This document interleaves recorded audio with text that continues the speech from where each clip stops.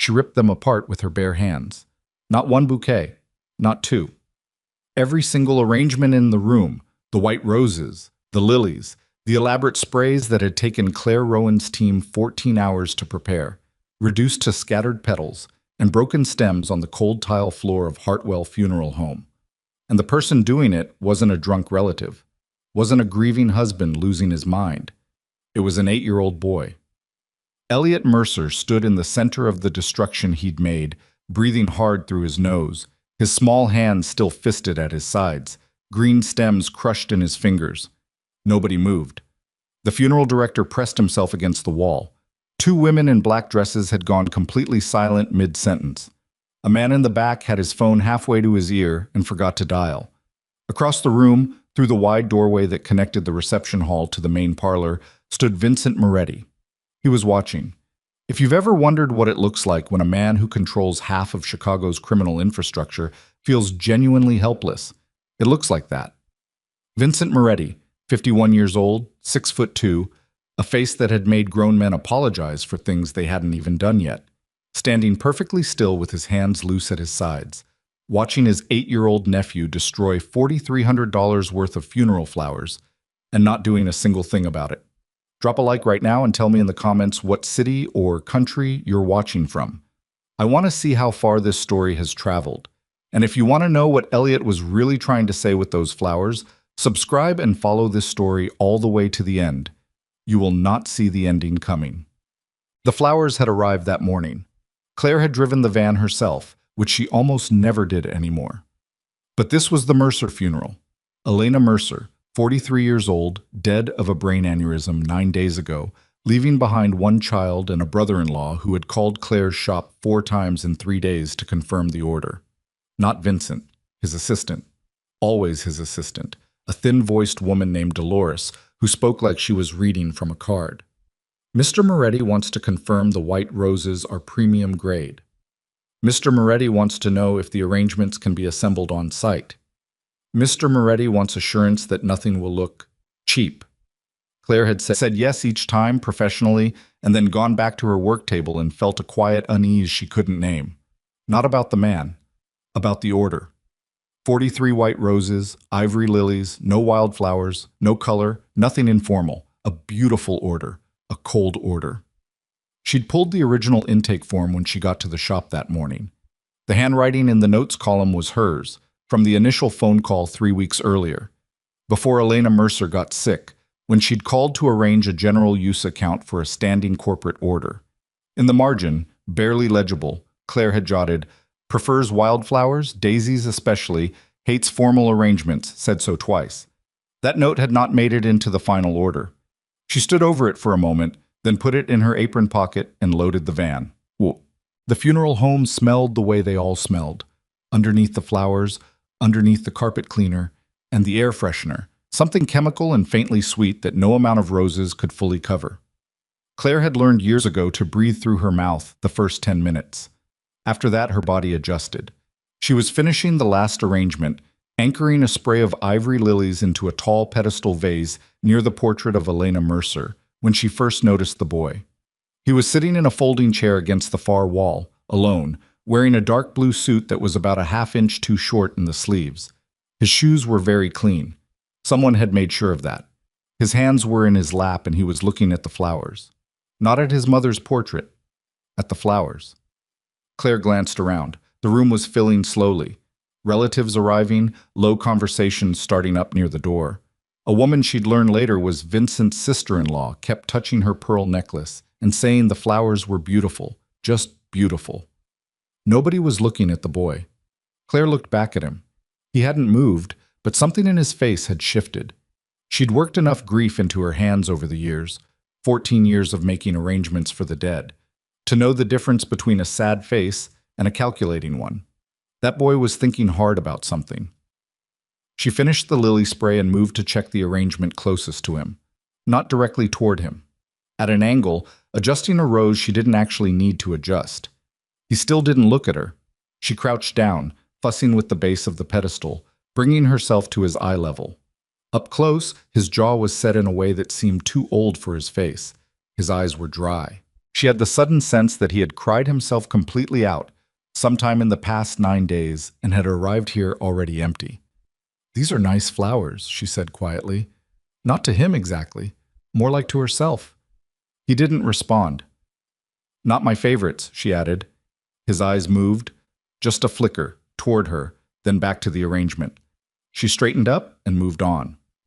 She was in the side hallway 15 minutes later, untaping a secondary supply box, when she heard it. Not a crash, more like a sustained rustling, a deliberate sound, things being pulled and dropped. She came back through the doorway and stopped. The boy was standing at the nearest arrangement. He had both hands in it. As she watched, he pulled a white rose out by the stem, looked at it for 1 second, and set it on the floor beside him, then reached in and pulled another. The woman with the pearls made a sharp noise. "Oh! Someone stop him!" Claire moved before she thought about it, not toward the boy. She stepped sideways, putting herself between him and the woman, and raised one hand just slightly. The woman stopped. The boy was working methodically. He wasn't angry, exactly. Or if he was, the anger was very contained, purposeful. He went through one arrangement, then moved to the next. White roses on the floor, lilies on the floor. The formal, expensive greenery stripped out and dropped. He left anything that wasn't white and formal. A small spray of baby's breath. One stalk of something that had gotten tucked in almost accidentally. Lavender, leftover from another order. He moved his hand around it and left it standing. Claire watched him closely. Her throat had gone tight. He knew what he was doing. Vincent Moretti appeared in the doorway. She didn't know who he was yet. She'd taken the order through Dolores. She knew the name, knew it the way anyone in Chicago knew it, from the edges of news stories, from careful conversations, from the fact that whenever it came up, people's voices dropped half a register. But she hadn't expected to recognize him physically, and when she looked up, she did, immediately, which told her she'd absorbed more of those news stories than she'd realized. He was very still. He was looking at the boy. His face was doing something complicated. The funeral director appeared beside him, speaking quickly and low. Vincent didn't turn his head. He said one word. It was too quiet for Claire to hear. And the funeral director went silent. Vincent looked at Claire. She looked back. He came into the room. "He does this," Vincent said. Not an apology. Not quite an explanation either. He stopped about 3 feet from Claire, keeping his voice low, his eyes still tracking the boy. At the house. He moved all the flowers outside, every arrangement people brought, set them in the yard. "Did anyone ask him why?" Claire said. Vincent's jaw shifted. "He doesn't talk." "Since when?" A pause. "Since Elena died." Claire watched Elliot carefully remove a cluster of ivory roses from the largest arrangement. He set them down gently. Not violently. Carefully. As if he was sorting, not destroying. "He's not destroying them," she said. Vincent turned his head toward her. "What?" "He's sorting them. Look at what he's taking out versus what he's leaving." She kept her voice neutral, just observational. "He pulls the white roses, the formal lilies. Anything that looks like it came from a catalog. The lavender, he went around. The baby's breath, same thing. He's taking out what doesn't belong." Vincent looked at the boy for a long moment. Something moved through his expression that she couldn't categorize. "Elena hated formal flowers," he said. His voice had changed, lower, rougher. "She used to say they looked like—" He stopped. "Like they belonged in a hospital," Claire said. He looked at her sharply. "People say that," she said. "A lot of people who prefer wildflowers say that." She reached into her apron pocket and pulled out the intake form, held it out to him. "Your original account notes. From the first call, 3 weeks ago." He took it, read it. His face went through several things very quickly. Confusion, then recognition, then something harder and colder that made the air in the room feel slightly different. "Who placed the final order?" he said. "Your account coordinator, someone named Sophia Marino." The name landed on his face like a stone on still water, just for a second. Then everything smoothed out and he was controlled again, except for his hands, which had closed the paper into a tight fold without seeming to notice they were doing it. "I see," he said. Elliot had stripped 3 arrangements bare. He was moving to the 4th. Claire didn't try to stop the boy. She watched him work. and when he reached the fourth arrangement and pulled out the last of the white roses and set them in a pile, she went back to her supply case. She had paper with her. She always had paper, a habit from years of making quick sample flowers for clients who couldn't visualize arrangements. She folded a daisy. Simple, 6 petals, the kind she could make in under 2 minutes without thinking about it. Paper, plain white, nothing fancy. She walked over to where Elliot was standing in the wreckage of the arrangements, surrounded by stems and petals, the expensive formal flowers scattered in piles around his feet, the vases standing almost empty. She crouched down in front of him. He watched her, wary, his hands still at his sides. She set the paper daisy on top of one of the empty pedestals, right next to his hand. He didn't take it, but he didn't step back. She stayed crouched, not pushing, not waiting for anything specific. He looked at the paper flower for a long time. Then he looked at the bare vases, then back at the paper flower. He picked it up. He held it between both hands very carefully, the way you hold something you don't want to crush, and he looked at it with an expression that cracked something open in the center of Claire's chest without warning, and she had to look away for a moment, adjusting the pedestal base, giving herself 2 seconds to get her face back in order. When she looked back, he had placed the paper daisy exactly in the center of the largest empty vase, centered it with both thumbs. Then he stepped back and looked at it, and his face was still and quiet in a way that was different from the closed-off stillness he'd had since she arrived. This was the stillness of someone who had finally said the right word. Vincent, from across the room, made a sound that was not quite a word, just breath, released. The woman with the pearls started crying, which was inconvenient because she had been very opposed to the situation 5 minutes ago and now seemed to feel that her crying should be the emotional centerpiece of the moment. 2 of the older men in the room had gone very quiet. The funeral director had given up trying to appear professionally composed and was simply standing near the door looking at the boy. Sophia Marino, when she arrived 20 minutes later, walked into a room that felt entirely different from the one she'd been expecting. Claire knew her the moment she walked in, not from description, but from the way the room shifted. Vincent turned his head. His expression didn't change, but his posture did something subtle, a compression, like a machine taking on load. Sophia was younger than Claire had expected. Mid-30s, well-dressed, the kind of compose that takes effort to maintain. She took in the room, the stripped vases, the flowers on the floor, Elliot standing near the portrait with the paper daisy now in his hand, the intake form folded in Vincent's fist. And her face cycled through 3 expressions in about 1 second. Surprise. Recovery. Calculation. "Vincent," she said, moving toward him with her arms slightly open. "I heard there was some kind of—" "Don't." His voice was quiet and completely flat. She stopped. The open arms lowered. He held up the intake form. Elena wanted wildflowers.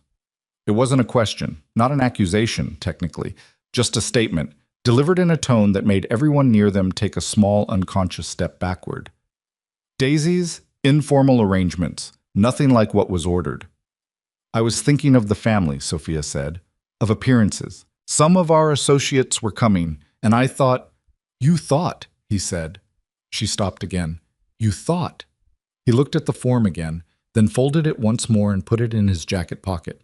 When he looked back at her, his face was completely composed, which was somehow worse. "Get out. Vincent, out of this building, off the account. Don't call Dolores." He turned away from her. "We're done." Sophia's composure held for exactly 3 more seconds. Then she looked at Claire, a look that was supposed to be contemptuous and landed closer to frightened, and walked out. The room breathed again. Vincent stood near the window for a while after that. Claire reassembled what she could. Nothing like the original order, which was gone, but she had supplies in the van and she spent 20 minutes pulling together what she had. Lavender, some loose white freesia, real daisies, 3 bunches that she'd had left from another order that morning. A length of greenery that wasn't polished and formal but had some wildness to it, rosemary sprigs still slightly fragrant. She worked fast. She didn't ask Vincent anything, she just worked. At some point he came to stand near her work table, a folding table she'd set up near the doorway, and watched her hands. "You always carry daisies," he said. "Not always, today I did." "Why?" She glanced at him, then back at her hands. "Left over from a wedding yesterday. The bride wanted something less traditional." She finished a small arrangement and set it aside. She cried when she saw the final version, said it looked like her grandmother's garden. She started on the next one. That's what I'm trying for. Not impressive, real. Vincent was quiet for a moment. Elena had a garden, he said, when she was a kid. Our parents' yard. What grew in it? He thought about it, and something happened in his expression, something small. The faintest loosening, like a knot that shifts without coming undone. Daisies, and some kind of purple thing. I never knew what it was. Lavender, maybe. Maybe. He looked at what she was building. She would have liked this. Claire didn't say anything. She handed him a stem of rosemary. Hold this. He looked at it. Just hold it, she said. I need both hands for a second. He took it. He held it the way a man holds something he's been handed when he doesn't know what to do with it, carefully, a little awkwardly. And he stood there while she worked, and the room got quieter around them, and Elliot came and stood nearby, not close, but not far, the paper daisy still held in both hands, watching Claire's fingers move through stems and petals, and something that was slowly becoming real. The memorial was in 2 hours. It would not look like what anyone expected. It would look like Elena. The memorial started at 2 o'clock and ended at 4:17, and somewhere in the middle of it, Claire stopped being a florist and became something she didn't have a word for yet. She stood near the back wall with her empty supply case at her feet, watching people move through the room, watching them stop in front of the arrangements she'd put together in under 2 hours with what she'd had in the van. The daisies, the lavender, the rosemary that still faintly smelled like something alive. The freesia tucked in loose, not arranged so much as placed. The way flowers end up in a field, not in a shop. An old woman stopped in front of the largest arrangement for a long time. She had her hand pressed flat against her sternum, not dramatically, just resting there. Then she turned to the woman beside her and said, "That's Elena. That's exactly Elena." And she laughed, once, the kind of laugh that arrives through tears because it has nowhere else to go. Claire looked at the floor, breathed through her nose, got herself back. Elliot stood near his mother's portrait the entire service. He didn't sit. He held the paper daisy in both hands, and sometimes he looked at it, and sometimes he looked at the portrait, and sometimes he looked at the flowers, the real ones, the ones Claire had built. And his face held an expression that was still too old for him, but was something different from what it had been that morning. Less locked, less like a door you couldn't find the handle on. Vincent watched him from 12 feet away. He had been watching him the entire time. Claire noticed that about him, that his attention, when it was on the boy, was total. No phone, no side conversations. No one approached him, and he didn't approach anyone. And the distance he'd put between himself and the rest of the room was so complete it had become almost architectural. After the service, when the room had thinned to family and a few close friends, one of the older men, broad, silver-haired, the kind of face that belonged on a shipping company letterhead, stopped beside Vincent and said something close to his ear. Vincent listened. Didn't move. Said 3 words back. The man nodded and moved away, and that was the entire exchange. But it left a residue in the air that Claire, halfway across the room, could feel without being able to explain. She started breaking down her work table. She was folding the legs when Vincent appeared beside her. "What do I owe you?" he said. "Dolores has the account number." "I meant for today. The extra materials." She looked at him. "The daisies were already paid for. Different client." He was quiet a moment. "I want to pay for them. They were left over. I would have composted them. Then I want to pay for your time. Mr. Moretti." She folded the table flat and set it against the wall. "What you owe me for today is nothing. What your nephew needed today was the flowers. That's done. We're square." He looked at her for a moment with an expression she couldn't read. Not quite frustration, not quite respect, something between the two that hadn't settled into either. Then he nodded once and stepped back. She picked up her supply case. "The paper daisy," he said. She stopped. "Where did you learn that?" She turned. "My mother. She made them when she couldn't afford real ones." She picked up the case handle. "Sometimes the paper ones mean more. The kid who got them knows somebody took time." She left before he could answer. Well, the call came 2 days later. Not from Dolores. From Vincent directly, which meant he'd gotten her personal number from the shop file, which meant he'd either asked for it or taken it, and she found she wasn't sure which bothered her more. "I want to commission something," he said. No preamble. For Elliot. An arrangement for his room. I want it to be not formal, like what you did. What does he have now? A pause. Nothing. I took out all the arrangements people sent after what he did at the house. Another pause. I didn't know they were wrong until yesterday. Claire held the phone against her shoulder and looked at her work table. She had 3 orders due by noon. She was already behind. Bring him to the shop, she said. Silence. He's 8, she said. He should pick what goes in his own room. Bring him Thursday. The silence extended long enough that she thought he was going to say no. Then, 10 o'clock. He hung up. She put the phone down and went back to her work and tried not to think too hard about what she'd just agreed to, because Vincent Moretti bringing his grieving nephew to her flower shop was a simple professional arrangement, and she was going to treat it exactly that way. She believed that for approximately 36 hours. They arrived at 9:52. She saw the car first, black, expensive, the kind with tinted windows that don't advertise themselves. No second car. No visible security, which she'd half expected. Vincent got out of the driver's side himself, which she hadn't expected at all. He came around and opened the back door, and Elliot climbed out, wearing jeans this time, a green sweatshirt, his hair not combed as carefully as it had been at the funeral. He looked more like a child and less like a small formal event. He stopped on the sidewalk and looked at the shop window. Claire had put daisies in it. Not a display arrangement, just a mason jar of loose daisies on the sill, like something you'd find in a farmhouse kitchen. Cheap, unstudied. Elliot looked at them for a long moment. Then he walked to the door and pushed it open himself. Vincent stood on the sidewalk, watching, and his face did that thing again. The thing that had no clean name, the thing that lived somewhere between grief and longing. Then he followed the boy inside. The shop smelled the way it always smelled, green and earthy and faintly damp, the refrigeration units along the back wall humming low, bundles of stems wrapped in paper, loose petals on the work table from the morning's orders. Not pretty in a staged way. Working space pretty. Elliot walked in slowly, stopping at each table, looking carefully at what was there. He didn't touch anything. He bent down to smell a bundle of eucalyptus, and then straightened up with an expression of mild offense, which surprised a laugh out of Claire before she caught it. Yeah, she said. Takes getting used to. He looked at her sideways. Not unfriendly, cautious. She went around behind the work table. Come here, I'll show you something. He came. Vincent stayed near the door, which was the right instinct, and she was quietly grateful he had it. She had paper ready. The same paper she used for the funeral daisy. Plain white, lightweight, not origami paper, but close enough. She set a square in front of Elliot on the work table and folded one herself, slowly, narrating nothing, just doing it. He watched her hands. When she set the finished daisy down, he picked it up and turned it over. Then he set it down and pulled the paper square toward himself. He made 2 folds, looked at them, made a third. His fold was wrong, the petal came out asymmetrical, too wide on one side. He looked at it, set it flat, tried again. Claire didn't correct him. She started another one of her own. They worked in silence for 7 minutes.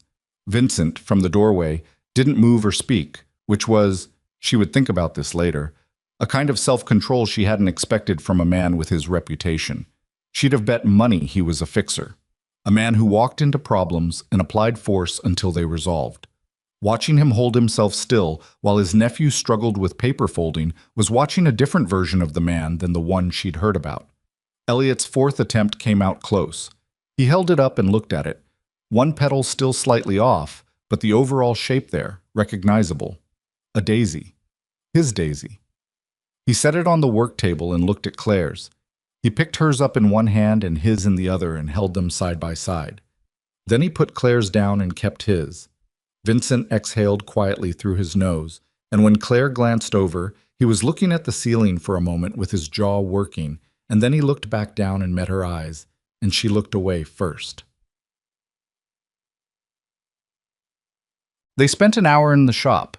By the end of it, Elliot had selected, through a system entirely of his own invention, picking things up, holding them, setting them aside, or keeping them. A bundle of daisies, 2 stems of lavender, a small bunch of rosemary, and a single yellow freesia that he had gone back to 3 times before finally taking it. He carried the bundle to the counter himself. Claire wrapped it in brown paper. When she tied the twine around it and slid it across to him, he held it in both arms like you'd hold a small animal. She didn't name a price. She wrote it on a slip and handed it to Vincent, who looked at it and reached for his wallet. "The paper flowers," he said, looking at the pile of attempts still on the work table. "I want to learn." Claire looked at him. "For him," Vincent said, not defensively, just factual. "He'll want more eventually. I should know how." She looked at the paper on the work table. She looked at Vincent. She thought about three things quickly: her schedule, her better judgment, and the look on that boy's face when he'd held his lopsided daisy beside hers and chosen his own. "Saturday mornings," she said, 9 to 10 before I open. One lesson." He nodded. She wasn't entirely sure what she'd agreed to, but she wrote it in her calendar that evening, in pen, because she had a policy about commitments, and she was going to treat this one exactly like all the others. She believed that for approximately 4 days. Sophia Marino called the shop on Friday. Claire almost didn't take it. The name came through on the caller ID, and she stood looking at it for 2 rings before she picked up, because she had a second policy, which was that she did not avoid things. "I heard you've been spending time with my cousin," Sophia said. Her voice was composed, professionally warm, with something underneath it that wasn't warm at all. "I provided a service for a client," Claire said. "Of course." A small pause. "I want to apologize for the other day. I was trying to do right by the family, and I misjudged the situation. I'm not who you need to apologize to." "No." Another pause, longer. "Claire, can I call you Claire? I want to give you some information because I think you're in a situation without all the facts." Claire said nothing. He's not a simple man," Sophia continued. "His world is complicated in ways that affect the people close to him. His last relationship ended very badly. A woman was hurt. Not by him directly, but proximity has consequences in his world. I'm not saying this to be cruel. I'm saying it because you seem like an intelligent woman, and I think you deserve to know the kind of company you're keeping." Claire was quiet for a moment. "Ms. Marino, you altered a funeral order to impress business associates. You replaced a dead woman's favorite flowers with roses she would have hated at her own memorial in front of her child. I'm going to need you to explain to me why I should weight your opinion about anything heavily." The line was very quiet. "I'm trying to help you," Sophia said, and her voice was different now. The warmth gone, just the thing underneath it. "I know you think that," Claire said. "Don't call this number again." She hung up. Her hand was steady. The rest of her was slightly less steady, which she addressed by going back to her work table and finishing the arrangement she'd been working on, stem by stem, until her breathing evened out. She thought about what Sophia had said. She wasn't naive. She knew Vincent Moretti's name and what it attached to, and she had not forgotten it for a single hour since the funeral. The question of what exactly she was doing, a professional arrangement, a one-time paper folding lesson, a Saturday morning that had nothing personal about it, was a question she had been successfully not examining for 4 days. She examined it now, briefly, sitting at her work table with her hands in a bundle of stems. Then she set the question aside and finished the arrangement, because she had an order due by 5, and she wasn't a woman who let herself drift. Saturday came cold and gray.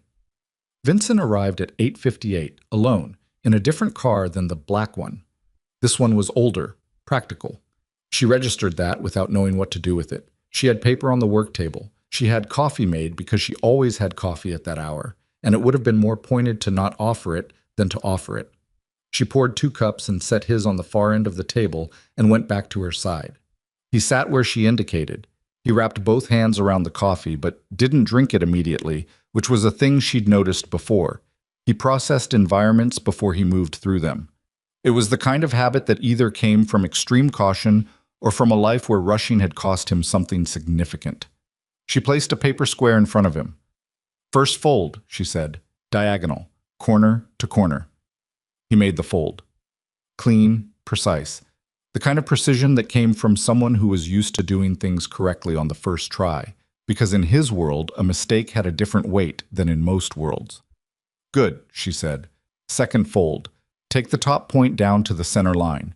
Not all the way. About 2/3. He did it. slightly too far. He looked at it and, without being told, lifted the fold and adjusted it. She waited. "Third fold," she said. "Mirror that on the left side." He worked in silence. He was not a natural. His hands moved with precision but without intuition, which made sense. Precision and intuition were different muscles. You could have one without the other. She had both, which had taken her years. After the first daisy, they looked at what he'd made. The petals were even, technically correct, and completely rigid. It looked like a diagram of a daisy, not a daisy. "It's too tight," she said. He looked at her. "The tension in your hands." She set her own beside his for comparison. "You're controlling every fold. A paper flower needs a little give. If you hold it like you're making sure it can't go anywhere, it ends up looking like exactly that." He looked at the two daisies for a moment. Then he said, in a tone that was so flat and completely without self-pity that she almost missed it, "I don't know how to do things loosely." She heard the weight in it. Not a complaint, not a bid for sympathy, just information about himself delivered like a fact about the weather. "I know," she said. "Most people who are good at control don't." She moved her coffee cup. "That's why it takes practice. The folding is easy. The loosening is the whole lesson." He looked at the paper square. "Again," he said. She placed another square in front of him. "What?" 3 Saturdays passed. 4. He came every week at 8:58 and left at 10:03 or 10:04, never later. He brought Elliot on the second Saturday, unannounced, which she had complicated feelings about and addressed by simply pulling out 3 paper squares instead of 2. The boy was better at it than Vincent immediately, which made sense. Children hadn't yet learned to grip. On the 4th Saturday, a man appeared outside the shop window at 9:20, large, standing at an angle to the glass that was too casual to be casual. Claire noticed him between the second and third fold and didn't say anything. On the 5th Saturday, there were 2. She mentioned it on the 6th. "The men outside," she said, not looking up from the paper. "They're yours." Vincent's hands stilled. "Yes." "Did something change?" A pause. "There's been some activity in my business." He folded the paper with the careful looseness he'd been developing. He was better now, the flowers less rigid, almost natural. "It doesn't concern you." "It concerns me if it's standing outside my shop window." He looked up. He held her gaze with an expression that was honest in a way that surprised her. Not defensive, not managing her, just direct. "I can have them move down the block." "I'd prefer you tell me what's going on." He was quiet for a moment. He looked at the paper daisy in his hands, then he set it down. "There's a man named Carver, Gerald Carver. He's been making moves on some of my operations. Historically, he's kept distance because—" He stopped, started again. "Because the cost was too high. That calculus has shifted." "Since Elena died," Claire said. His jaw tightened. "Yes." "They think you're distracted." He didn't answer, which was an answer. She looked at the paper daisies on the table, at his hands, loose now, resting on the paper, at the things she'd been successfully not examining for 6 weeks, which were stacking up now into something too tall to walk past. "Are you?" she said. He looked at her. "Distracted," she said. The words sat between them. Outside, one of the men had shifted position. The refrigeration units hummed. Somewhere in the back of the shop, a bucket of stems dripped slowly. Vincent picked up the paper daisy. He turned it over once. He had the looseness in his hands now. Real looseness, not performed. And the flower looked like a flower, not a diagram. "I've never been distracted before," he said. "I didn't have anything to be distracted by."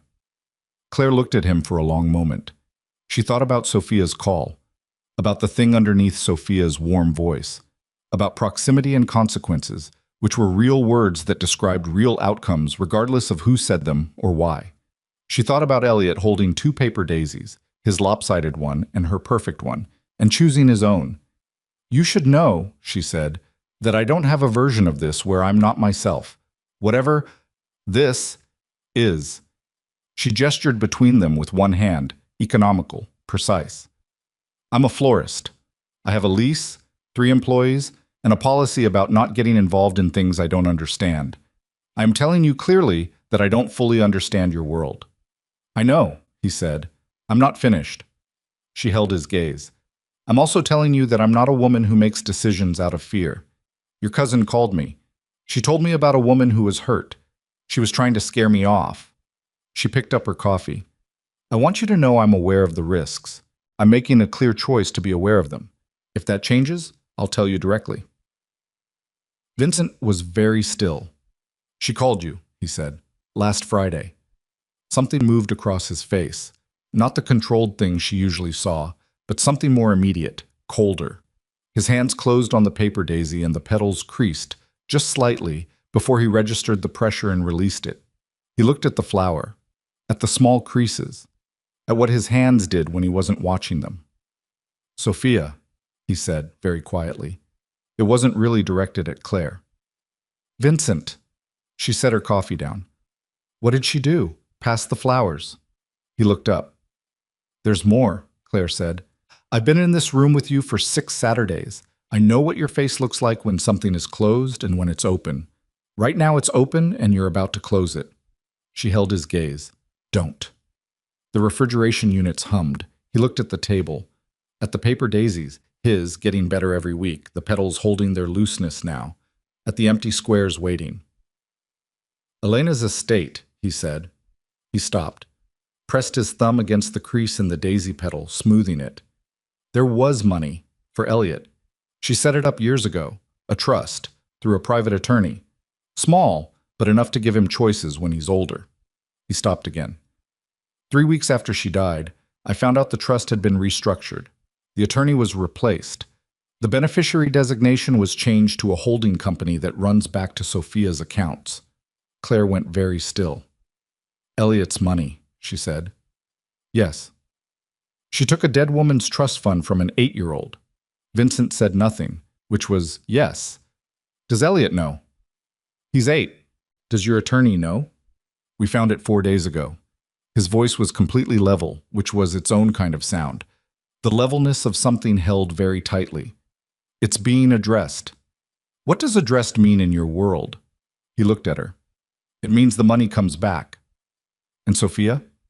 He held her gaze and didn't answer, and in the space of that silence, she understood several things about the man across the table from her that she could not unknow now that she knew them. Not all of them frightened her. Not none of them did.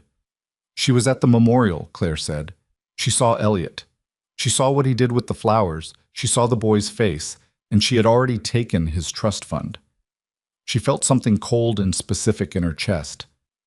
She looked at that child and she had already done it. Yes. The word was quiet. Final. The kind of quiet that had mass. Claire put her hands flat on the table and looked at them for a moment. Outside, the gray morning had gotten grayer. One of the men had moved. She could see the edge of his shadow shifting in the window light.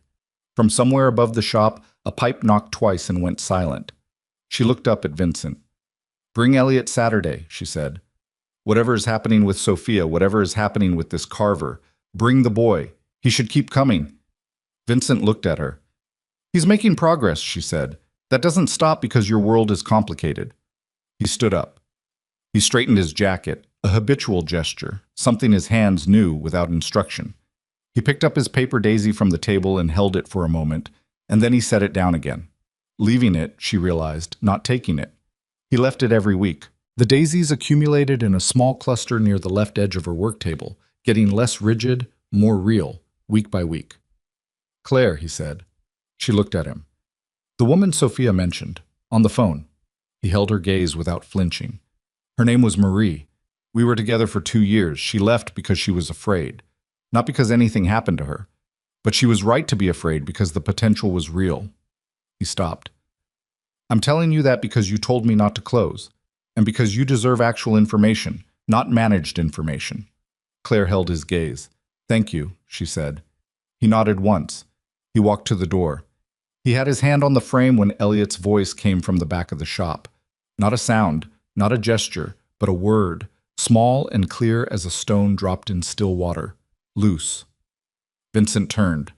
Elliot was standing in the doorway to the workroom, which he'd been occupying quietly for the past 20 minutes, which neither of them had entirely registered.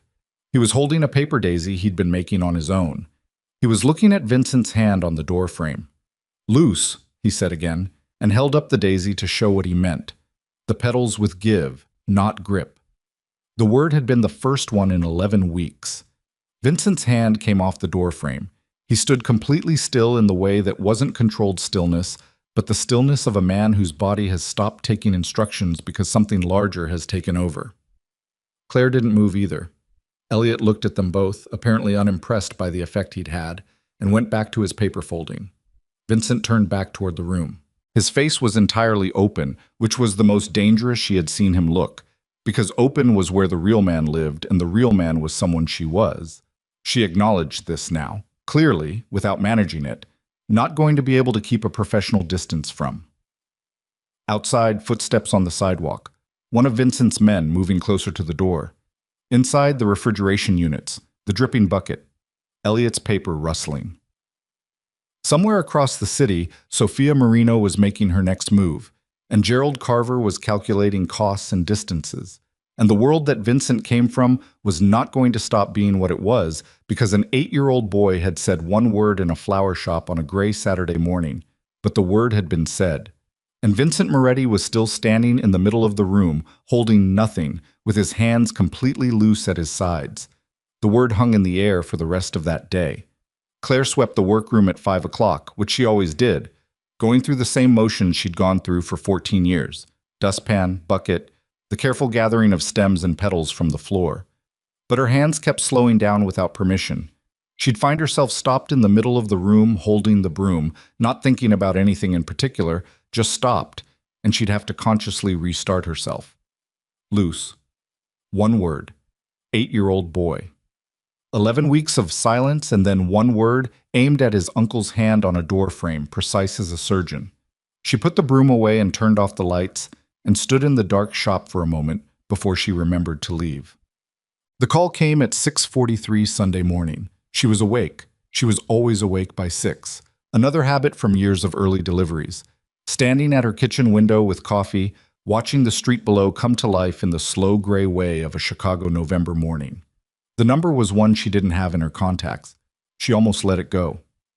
Ms. Rowan? A man's voice. Not Vincent.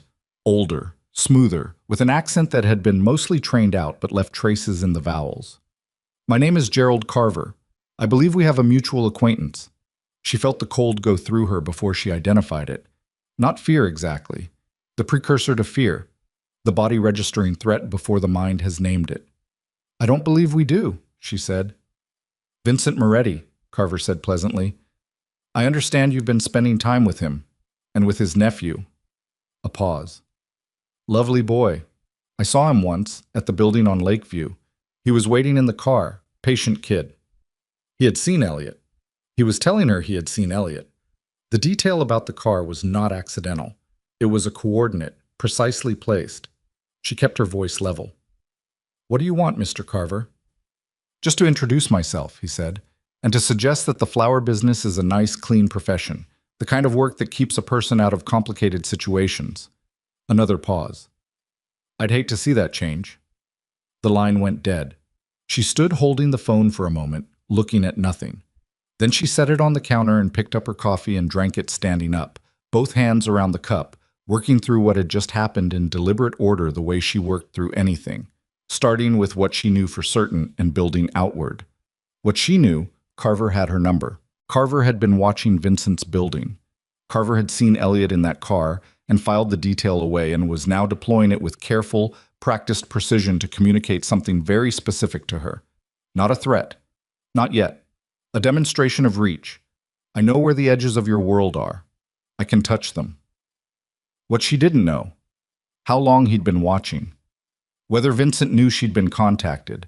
Whether the men Vincent had posted outside her shop on Saturdays were already aware of Carver's surveillance, or whether the surveillance had found gaps between them. She picked up her phone and called Vincent. He answered on the second ring, which meant he was already awake, which meant his Sundays were not restful. Carver called me, she said. Silence. Then, when? 6 minutes ago. He had my personal number. The quality of the silence changed. What did he say? She told him. Verbatim, because she had the kind of memory that locked down under stress instead of fragmenting. Vincent listened without interrupting. When she finished, there was a pause of about 4 seconds. "Don't go to the shop today," he said. "I have orders due Monday." "Claire?" His voice had changed, the careful modulation gone, something more direct underneath it. "He called you at dawn on a Sunday. That's not information sharing. That's a move. He's telling me he has access to you. Don't go to the shop alone today. I'm asking you." She looked out the window. The street below was still quiet. A man walking a dog. A woman with a grocery bag. Everything ordinary and surface level safe. "He mentioned Elliot," she said. Another silence, different from the first ones. Dense, pressurized. "I know," Vincent said. He didn't mean he'd known Carver would call her. He meant he understood what it meant that Carver had named the boy. "What's happening?" Claire said. "The real version, not the managed version." A long pause. "I'll come to you." "Vincent, 1 hour," he said, and hung up. He arrived in 52 minutes, alone, no visible security, which told her the security was present, but invisible, which was somehow more unsettling than the obvious kind. He was wearing dark clothes, no jacket despite the cold, and his face was the specific exhausted quality of someone who hadn't slept rather than someone who'd slept badly.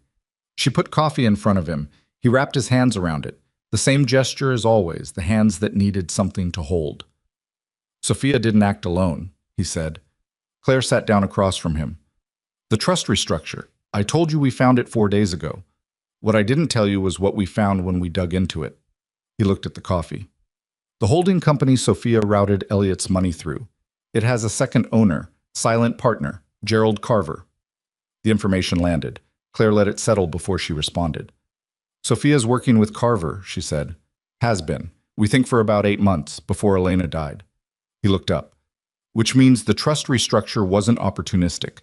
It wasn't Sophia seeing an opening after Elena was gone. It was planned. Before. While Elena was sick." The cold went through her, slower this time. "While Elena was sick," she repeated. "Sophia knew Elena was dying." "Elena had a diagnosis, glioblastoma. They gave her 4 to 8 months. She made it 9. He set the coffee down. "Sophia knew. She was at the hospital. She had access to Elena's medical records through a family health proxy she'd been given years earlier, before things went bad between them." "Before things went bad," Claire said. "What does that mean?" He was quiet. "Vincent." "Elena knew something about Sophia," he said. "I didn't know what, until 3 days ago.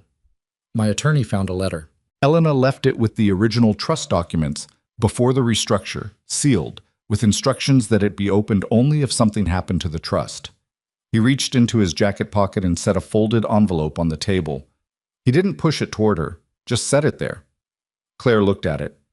"Elena knew Sophia had been feeding information to Carver for years," Vincent said, "about our operations, about our family structure.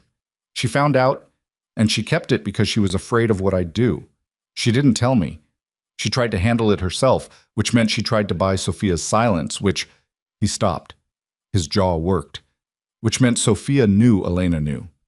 And Sophia knew Elena was dying. And Sophia knew that once Elena was gone, there was no one keeping the secret." Claire was very still. "So, Sophia moved first," she said. "Before Elena was even gone. She restructured the trust, built the connection to Carver, positioned herself." "Yes." "And Carver, what does he actually want? Not Elliot's trust fund. That's not why a man like that gets involved." "Carver wants the Lakeview building," Vincent said flatly, "and the Harrison Street distribution network. The trust fund is pocket change to him. It was a test, to see if Sophia could deliver. If she could take money from a dead woman's estate right under my nose, and I wouldn't find it until she was ready for me to find it." He paused. "We found it earlier than she planned. That's why Carver called you. He's accelerating." Claire looked at the envelope on the table, at Vincent's hands around the coffee cup, at the line of his jaw, which was doing the thing she'd learned to read as the outer edge of something he was barely managing to contain. "Did Elena know she might not outlive the timeline?" Claire said. "That she might not be there to protect Elliot when Sophia moved?" He didn't answer. "The letter," Claire said. "She left it where it would only be found if the trust was touched. She planned for the possibility that she wouldn't be there. She was trying to protect him from the other side of it." Her voice had gone quiet. She left a trail for you. Yes, he said. The word was almost inaudible.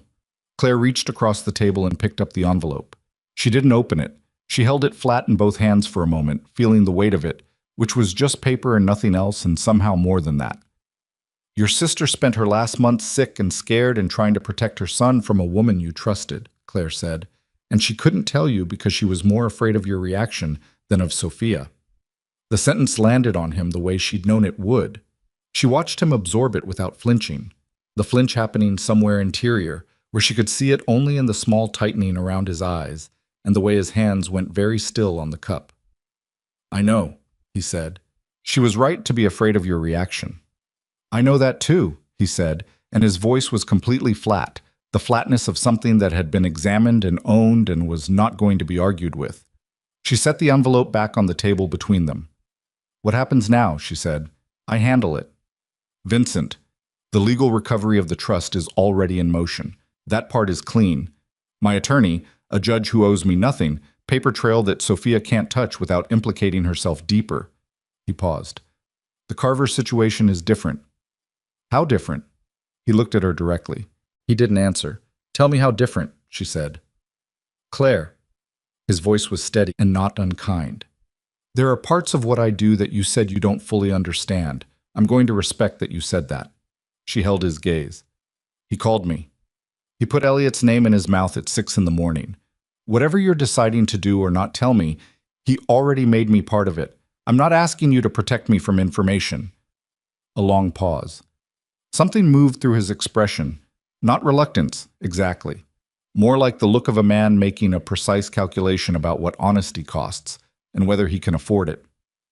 Carver has a legitimate business front, he said. Commercial real estate, some import, some legal construction contracts. He runs everything else through it. He's been untouchable because he's very good at keeping the legitimate side genuinely clean. He paused. But Sophia gave him access to our family accounts to run the trust money through. That money moved through channels it shouldn't have. It left marks. You have documentation. My attorney has documentation. Which means you could go to the authorities, Claire said. The expression on his face was not quite a smile. Not humor. More like the recognition of a word that came from a different language than the one he lived in.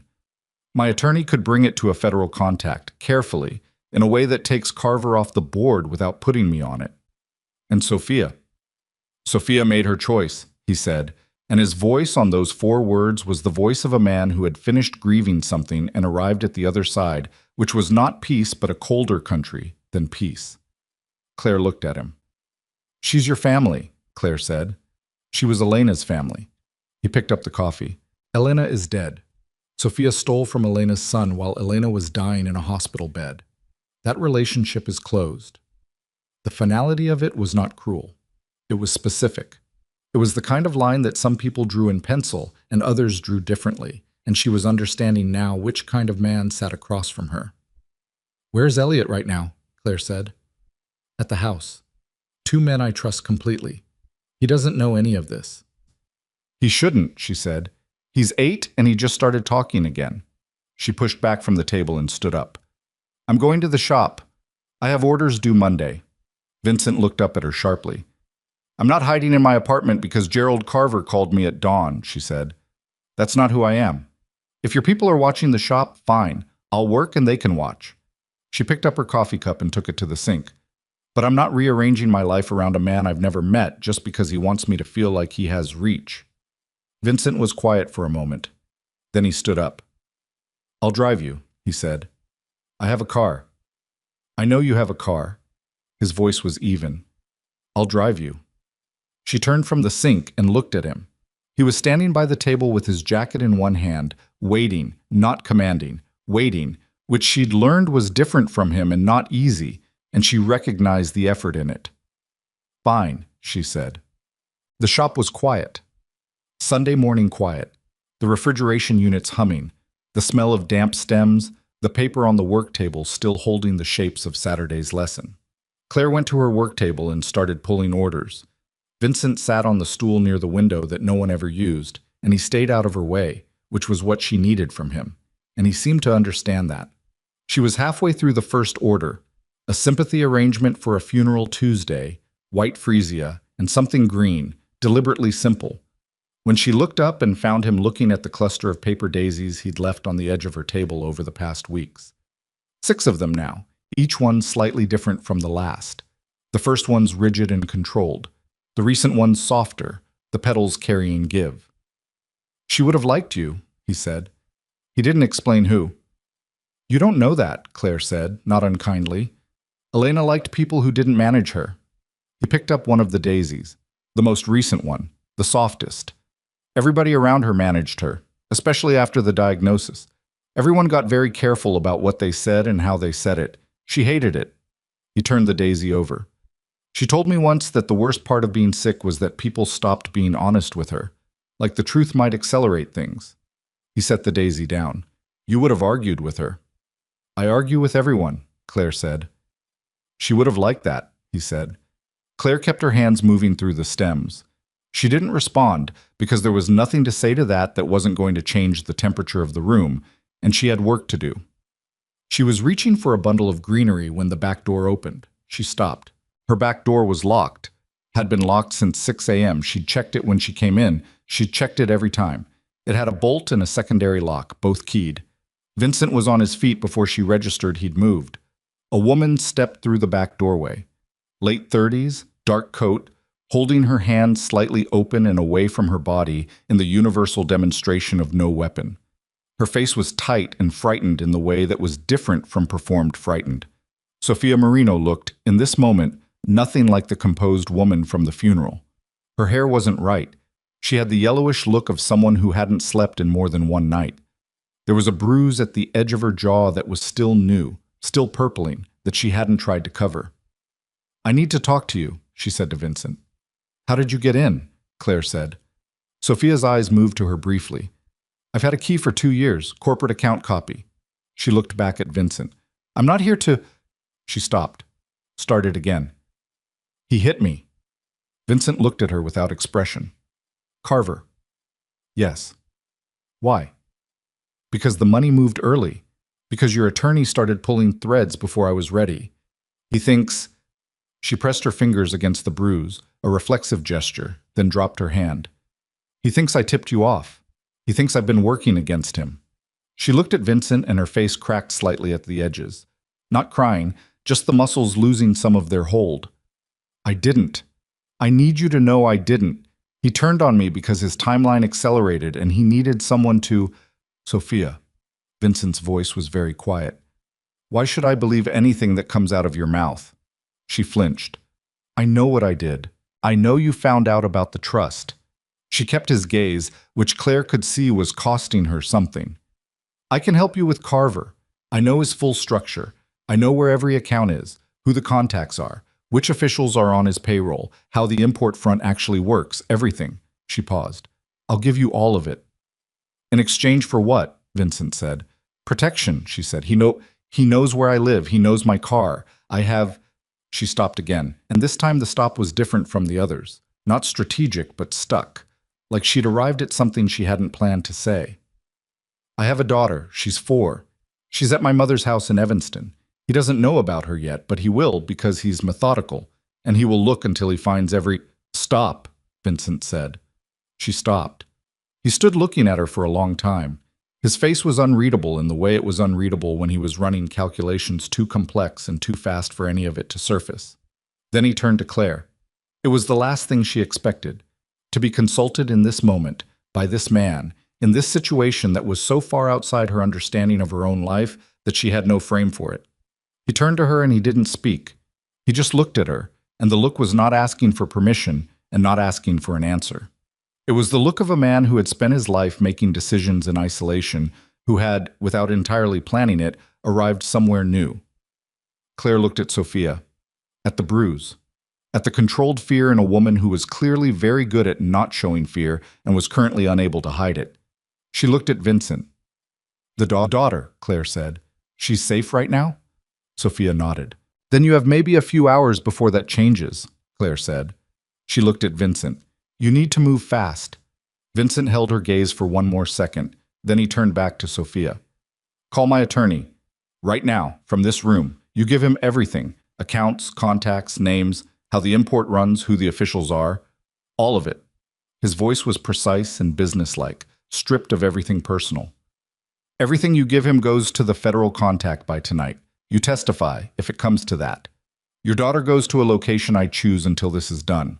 You don't make a single independent decision about your safety or hers without running it through me first. He paused. If you agree to every single one of those conditions, I will make sure Gerald Carver cannot touch you or her. Sophia was quiet. Then, and after? What happens to me after? We'll discuss that when Elliot's money is back in Elliot's account, Vincent said. She looked at him for a long moment with an expression that was grief and desperation and something smaller and harder to name. The look of someone who had made catastrophically wrong choices and was only now, when it was almost too late, seeing them at their actual scale. Then she nodded. Vincent reached for his phone. He was dialing when Claire's phone rang. She looked at the screen. Unknown number. Different number than Carver's morning call. She answered it. Miss Rowan, the voice said. Not Carver. A woman. Flat, professional. The voice of someone relaying information rather than having a conversation. This is a courtesy call. Mr. Carver would like you to know that the boy was seen leaving the house on Lakeview 20 minutes ago. He went for a walk with one of Mr. Moretti's associates. There's a park 2 blocks east. The line went dead. Vincent was still on the phone with his attorney. Claire crossed the room in 4 steps and put her hand on his arm. He looked at her. She showed him the screen, the unknown number, the timestamp. She said quietly and precisely, Elliot, park 2 blocks east of your house, 20 minutes ago. The change that moved through his face in that moment was not the controlled thing and not the open thing she'd seen before. It was something more primary than both of those. The face underneath all the faces, unguarded, and it was pure fear. He dropped his arm to his side. He said 2 words into the phone to his attorney, hold on, and looked at Claire and said, stay here, with a voice that was the stripped-down, no-argument version of every other thing he'd ever said to her. He was out the back door before she finished her next breath. Sophia stood in the middle of the workroom, looking at Claire. The bruise on her jaw had gone darker in the shop light. Outside, through the front window, Claire could see one of the watching men break from his position and move fast down the sidewalk in the same direction Vincent had gone. The refrigeration units hummed, the paper daisies on the work table rustled slightly from the air displaced by the slamming door. Claire picked up her phone and looked at the unknown number and thought about a 4-year-old girl in Evanston and an 8-year-old boy in a park, 2 blocks from a house on Lakeview, and a man running toward one of them with everything he had. She thought about what Sophia had said. He's methodical, and he will look until he finds every, and felt the sentence complete itself in her mind in a way that made the cold in her chest stop being just cold, and become something more specific and more urgent. She looked at Sophia. You know everything about Carver's operation, Claire said. Yes, Sophia said. Does he have people who could get to a child in a park in 20 minutes? Realistically. Sophia's face answered before her mouth did. And Claire, who had a policy about not getting involved in things she didn't fully understand, picked up her keys. Claire had never run in her work boots before, and she found out immediately that the left one had a loose sole that slapped the sidewalk with every stride, a stupid detail, the kind of thing that belonged in a different kind of day. She went out the front because the back was the direction Vincent had gone, and she didn't want to tangle directions. She turned east on the sidewalk, moving fast without running yet, because running attracted attention, and she didn't know who was watching or from where. The morning had gone full gray now, low cloud cover, the kind of November light that flattened everything and made distances hard to read. She called Vincent. It rang 4 times and went to voicemail. She hung up and called again. Same. She put the phone in her jacket pocket and started running. The park was 2 blocks east and 1 north. She'd passed it 100 times. A narrow city park with iron fencing and a handful of benches and a small open area where people walked dogs in the morning. Not a playground, no structure to it. The kind of park where you could see everything from the entrance and everything meant you were also visible from the entrance. She came around the corner and stopped. Vincent was already there. He was standing inside the iron fence near the center of the park, and Elliot was beside him, and Elliot was fine, upright, unhurt, wearing his green sweatshirt, looking confused by the sudden reappearance of his uncle. The man who'd been walking with Elliot, one of Vincent's large, dark jacket, was standing 6 feet back with his hands loose and his face doing the specific thing faces did when they were accounting for what had almost happened while also communicating that nothing had actually happened. Claire stopped with her hands on her knees for a second, catching her breath. Vincent looked up and saw her. Something in his face shifted, the terror receding, leaving behind it the wreckage terror leaves, the exhausted and shaky aftermath of it. He said something to the man in the dark jacket, who nodded and moved toward the park entrance. Then Vincent crouched down to Elliot's level and said something to him directly, quietly. And Elliot looked at his uncle's face and nodded once, the grave nod of a child who doesn't fully understand the situation but understands that it's serious. Claire straightened and crossed to them. "He's all right," Vincent said. Unnecessary, but she understood why he needed to say it out loud. "I see that." Elliot looked at her. His eyes went briefly to her boots, which were still slapping at the sole, and then back to her face. "We should go back inside," Claire said. Vincent stood. He had his hand on Elliot's shoulder. Not tight, not directing, just present. Contact. She could see from the angle of his arm that it was taking effort to keep the grip easy. They walked back to the shop. Sophia was where Claire had left her, standing in the middle of the workroom, which impressed her slightly. She'd half expected the woman to run while they were gone. She hadn't. She was on her phone, speaking quietly and quickly, and when they came through the back door, she ended the call and looked at Elliot with an expression so complex it was almost unwatchable. Elliot looked at her for a moment. He didn't react the way Claire expected. No visible recognition, no sign of the betrayal registering. He just looked at her the way he looked at most things, carefully, taking his time, not rushing to conclusion. Then he went to the work table and sat down and picked up a piece of paper. The three adults stood around the room in a loose triangle, and none of them spoke for a moment. "My attorney is ready," Sophia said finally, to Vincent. "When you are." "Where's your daughter now?" Vincent said. "My mother's house. I called her. She knows not to answer the door." "Is your mother's name on any paperwork connected to you?" A pause. "Phone bill." "That's enough," Vincent said. He took out his phone and sent a text. One line, quick, his thumb moving without hesitation. "Someone's going to Evanston. They'll call your mother from a number she won't recognize. Tell her the word is Rosemary. She gives the girl to my person, and they go to a location I'll give her." Sophia looked at him. "Why Rosemary?" He glanced at the work table, at the bundle of rosemary Claire kept in a small jar near the paper squares. "Because I needed a word." Sophia made the call. Her voice shook slightly, and then steadied. She gave her mother the word, and Claire heard through the phone the sound of a woman who had been waiting for exactly this call, terrified and grateful at once. And then the call ended, and Sophia stood holding the phone with both hands and breathed. "Okay," she said. "Okay." "My attorney's name is Dennis Rourke," Vincent said. "You're going to tell him everything, starting with how you made contact with Carver. When, where, what he asked for first, what you agreed to first. The full sequence." "Here?" "Right here." Vincent pulled the second stool from the corner and set it beside the work table. "Right now, so." Dennis Rourke arrived at the shop at 11:40 with a leather briefcase in the calm, unhurried manner of a man who charged by the hour and was very expensive and worth it.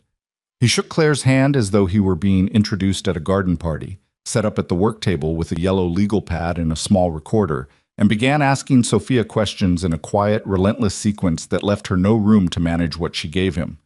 Claire took Elliot to the front of the shop.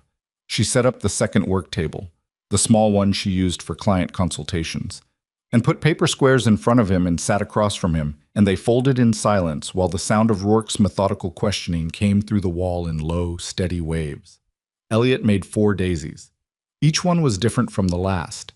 He was experimenting, she realized, trying variations, changing the angle of the second fold to see what it did to the petal shape. He wasn't following her pattern anymore. He was developing his own. She watched his hands and felt something settle in her chest that was the closest thing to calm she'd had all morning. After a while, without looking up from his paper, Elliot said, "Is something wrong?" It was 6 words, full sentence, completely flat delivery, the way children ask direct questions before they'd learn to be indirect about them. Claire looked at him. "Yes," she said, "but it's being handled." He thought about that. "By my uncle." "Yes." He folded another petal. He fixes things, Elliot said. And the way he said it was not admiring and not afraid. It was simply observational, the fact of his uncle laid out plainly, the way you described the weather. He tries, Claire said. Elliot looked up at her. Do you fix things? I make things, she said. That's different. He considered that distinction with the focused seriousness he applied to everything. Then he looked back at the paper. Making is better, he said. She didn't respond, but she felt the sentence land somewhere specific and stay there. Rourke emerged from the workroom at 12:58, alone, and spoke quietly to Vincent near the window. His face was professionally neutral, but his eyes had the particular quality of someone who had received information that exceeded expectation. He showed Vincent something on his phone, a document, a list, something he drafted while Sophia talked, and Vincent read it without visible reaction, which was itself a reaction. He handed the phone back to Rourke, and the two of them spoke for another minute in voices too low for Claire to catch. Then Rourke picked up his briefcase and left. Vincent came to the front of the shop. He looked at the paper daisies on the consultation table, at Elliot, who was on his seventh variation, entirely absorbed, at Claire, who was watching him watch. How complete is it? Claire said quietly. Complete enough to end Carver, Vincent said. His voice was level, but underneath the level was something compressed and coiled that she recognized now as the thing he carried when consequences were unavoidable and arriving fast. Rourke makes contact with the federal people tonight. Sophia testifies. The accounts, the officials, the import front, all of it on record by morning. And Carver knows his timeline has collapsed. He'll know by tonight. Which means between now and tonight is the window, he said. They looked at each other. What does he do in the window? Claire said. A man like that, when he knows it's over. He makes it cost, Vincent said. Whatever he can't save, he makes sure it costs the other party as much as possible on the way down. What does that mean specifically? Vincent was quiet for a moment. He has people who are very good at making statements. Not quiet things, visible things. Things that say, even if you win, look what it cost you. The shop was very quiet. The boy, Claire said. Or you, Vincent said, and his voice on those two words was the most stripped down she'd ever heard it. No management at all, just the raw sentence. She looked at him steadily. He doesn't know me. He called you at dawn. He knows enough. She thought about the phone call, about the word reach, about the man who had put Elliot's location in her ear like a coordinate, precise, and calm at 6 in the morning. How long do we have? She said. Rourke makes contact at 6. By 8, 9 at the latest, Carver will know the federal paperwork is in motion. He looked at the window. 7 hours. Oh. Vincent made calls for the next hour from the back workroom. Claire listened to the rhythm of them without the content. Short calls, decisive, the kind of calls where he spoke more than he listened. She kept Elliot at the consultation table and made coffee and let the boys' paper variations accumulate around them in a small, quiet world that was entirely separate from the one being assembled one room away. At 2:15, Vincent came back through. Elliot, he said. The boy looked up. We're going to stay here tonight, Vincent said. He said it the way he said things to the boy. Not managing, not softening. Plain. Claire's shop. It's the safest option right now. Is that okay? Elliot looked at Claire. She nodded. He looked back at his uncle. Can I bring my blanket? Vincent's face did the open thing. Yeah, he said. Somebody's going to go get it. Elliot considered. The blue one, not the other one. The blue one, Vincent said. Got it. By 4 o'clock, the shop had transformed in a way Claire couldn't have anticipated. One of Vincent's people, a woman, which surprised her, 30s, quiet, someone who moved through the space without displacing anything, had arrived with a bag and positioned herself near the back door. A second man, someone Claire had seen before outside on Saturdays, took up position near the front. Neither of them was visible from the street. Elliot's blue blanket arrived at 4:30, along with a paper bag that contained, among other things, a container of leftover pasta, which Elliot received with the most direct display of positive emotion Claire had seen from him. He ate at the consultation table and dropped 3 pieces of penne on the work table and picked them up with total focus and put them back in the container with the conscientiousness of someone who knew this wasn't his table. Claire was in the back workroom with Sophia, who had been quiet for 2 hours and was now sitting with her back against the wall and her knees drawn up, looking at the middle distance with the expression of someone doing interior accounting. "The bruise," Claire said. She hadn't planned to bring it up. "When did he do it?" "Yesterday morning." Sophia's hand went to her jaw. "I told him the trust recovery was moving faster than I'd planned. He thought I'd tipped Vincent. I hadn't." She paused. "I was planning to. I just hadn't yet." Claire looked at her. "Why hadn't you yet?" A long pause.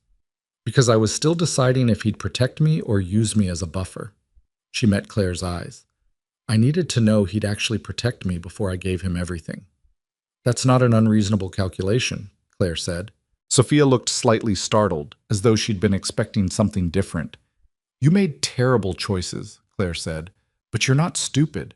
You were in a situation where you'd already committed and the exits were narrowing and you were trying to time it right." She paused. "You timed it badly." "Yes," Sophia said. "I did." "Your daughter," Claire said. "Has she been safe through all of this, the past months?" "She doesn't know anything's happening. She's 4. Sophia looked at the floor. "I kept everything away from her. That part She stopped. "That's the one thing I did right." Claire didn't say anything. She looked at the paper squares on the work table, so leftovers from the morning, some folded, some flat, the remnants of the hours she'd spent with Elliot while the adults negotiated the consequences of the adult world. She picked up a flat square, folded it, without thinking, into a daisy. Her hands knew the shape without instruction now. She set it in front of Sophia. Sophia looked at it. She didn't pick it up, but she put one finger on it lightly, and her face did something small and complicated that she turned away from too quickly for Claire to read completely. At 5:47, everything shifted. Vincent's phone rang and he answered it, and the call lasted 9 seconds. And his face, by the end of those 9 seconds, was the face of a man who has received information that changes the geometry of everything. He came into the back workroom. He looked at Sophia. "Carver knows," he said. "It's not 8-9 tonight.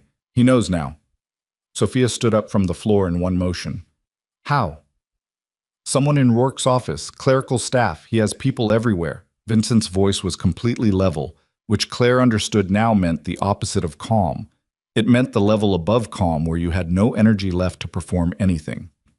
"He's been notified that federal paperwork is in motion. We have maybe 2 hours before he decides how to use the window." 2 hours, Sophia said. "That's not enough time to... It's what we have." He looked at Claire. "You and Elliot need to go with Mara." He meant the woman at the back door. "There's a location." "No," Claire said. He stopped. "I'm not leaving you here," she said. "With Sophia alone while Carver's people are..." "Claire," his voice dropped. "This is not your situation to manage. You told me that in my shop, about my table, and I'm still here." She held his gaze. "If Mara can take Elliot to a safe location, she should. That's the priority. But I'm not going with her. I'm staying." The woman at the back door, Mara, looked at Vincent. He looked at Claire for a moment with the expression of someone who has calculated the argument and recognized it's not winnable. "Elliot goes with Mara," he said. "You stay. You do what I tell you." "If what you tell me is reasonable," Claire said. His jaw tightened. "Close enough," he said. He went to the front room where Elliot was. Claire heard him explaining it.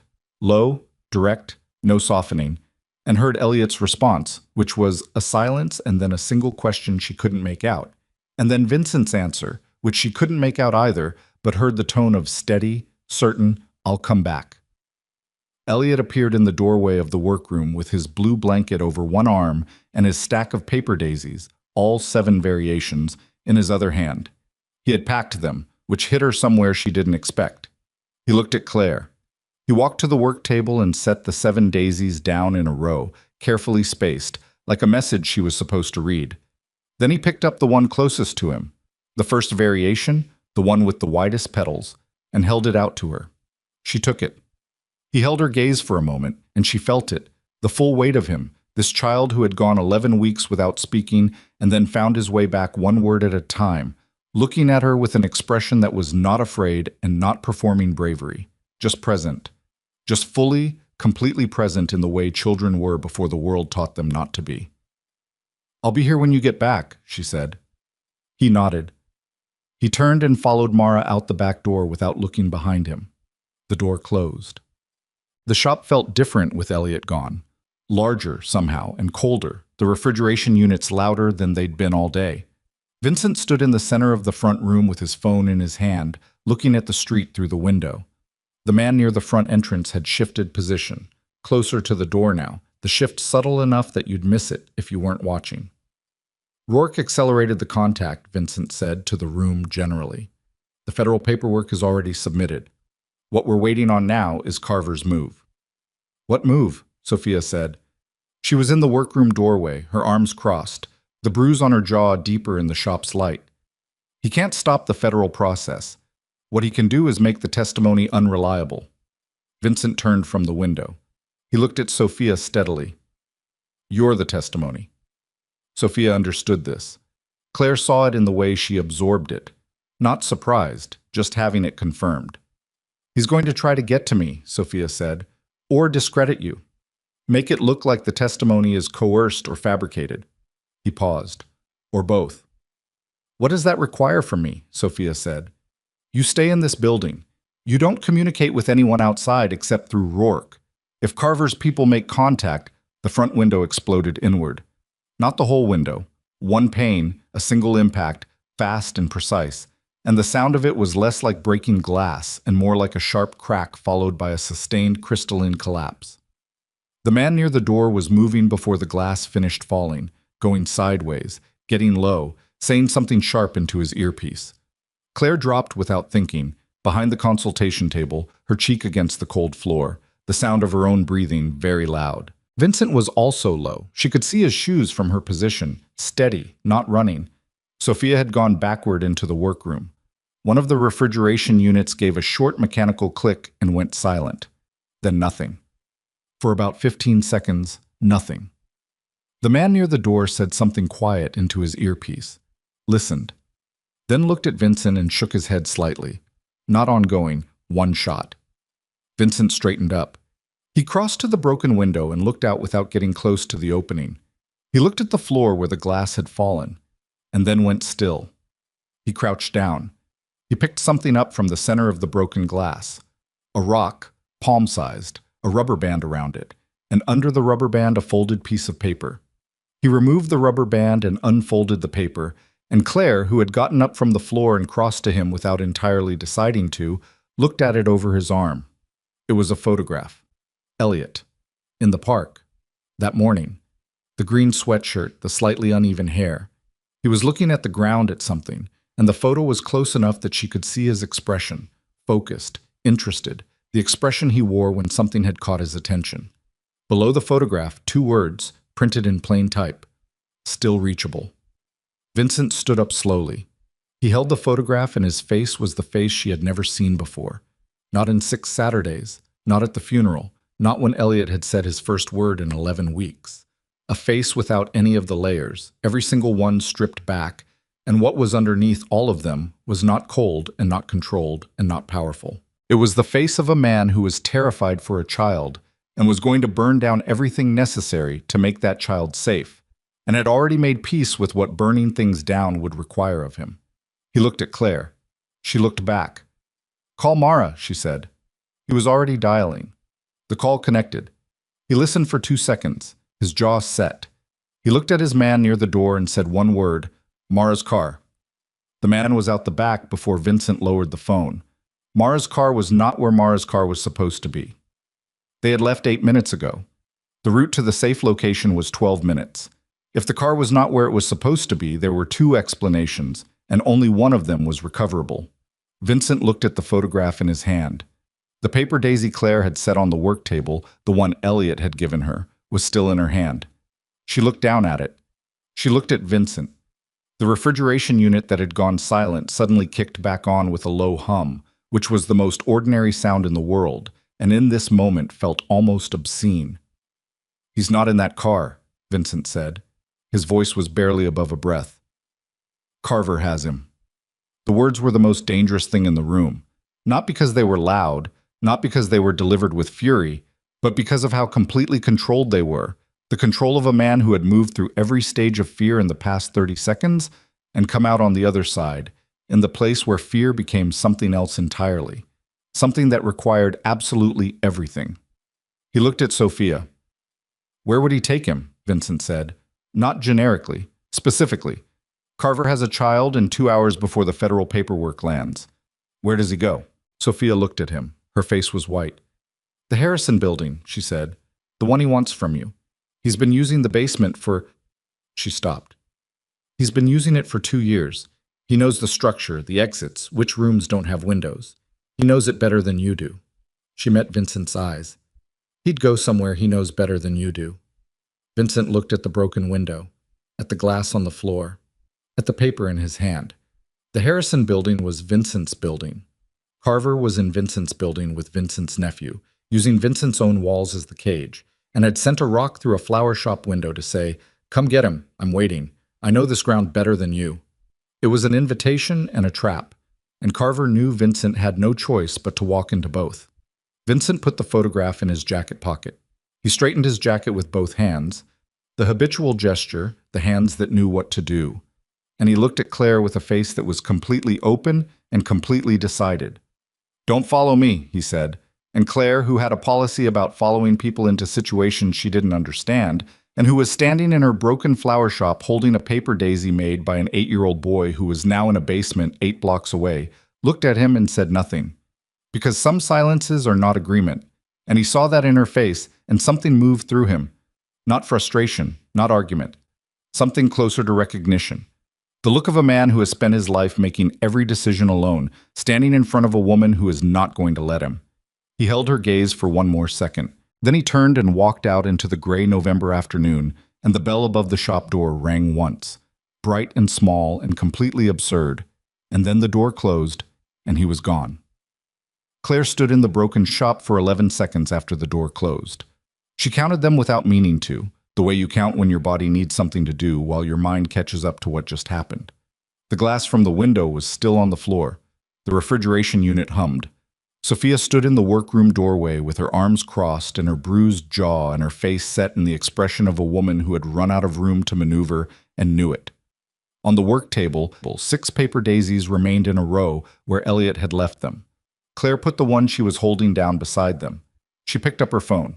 She called Rourke. He answered on the first ring. "Carver has the boy," she said. "Harrison building. How fast can your federal contact move?" A pause. 2 seconds. The sound of a man recalibrating at speed. "The paperwork is submitted but not actioned. They need..." "How fast?" she said again. 2 hours minimum, possibly 3. "You have 90 minutes," she said. "After that, it won't matter what the paperwork says." She hung up. She looked at Sophia. "The Harrison building," Claire said. "You said he knows it better than Vincent. What does that mean exactly? What does he know that Vincent doesn't?" Sophia uncrossed her arms. "There's a service corridor on the sub-basement level. It was sealed off in a renovation 12 years ago. It's not on any current floor plan. Carver found it when he was doing assessment work on the building 2 years ago. He's been using it as an exit route." She paused. "If things go wrong for him, he doesn't go up and out through the lobby. He goes down and out through the corridor. It exits on the alley behind the dry cleaner on Marsh Street." Claire looked at her. "Does Vincent know about this corridor?" "No." "Do you know where on the sub-basement level the entrance is?" "East wall, behind a utility panel. There's a keypad, but the code is the same as his warehouse in Bridgeport. I was there when he said it." She said the code. 7 digits. Claire typed it into her phone. "Why are you helping?" Sophia said, and the question wasn't suspicious. It was genuine, the question of someone trying to understand the mechanics of a kind of person she didn't have much experience with. "Because an 8-year-old boy is in a basement," Claire said. She picked up her jacket. "And because I'm not a woman who stands in a broken shop and waits." Sophia was quiet for a moment. "I'm coming with you," she said. "No." Claire looked at her directly. "You stay here. You are the testimony.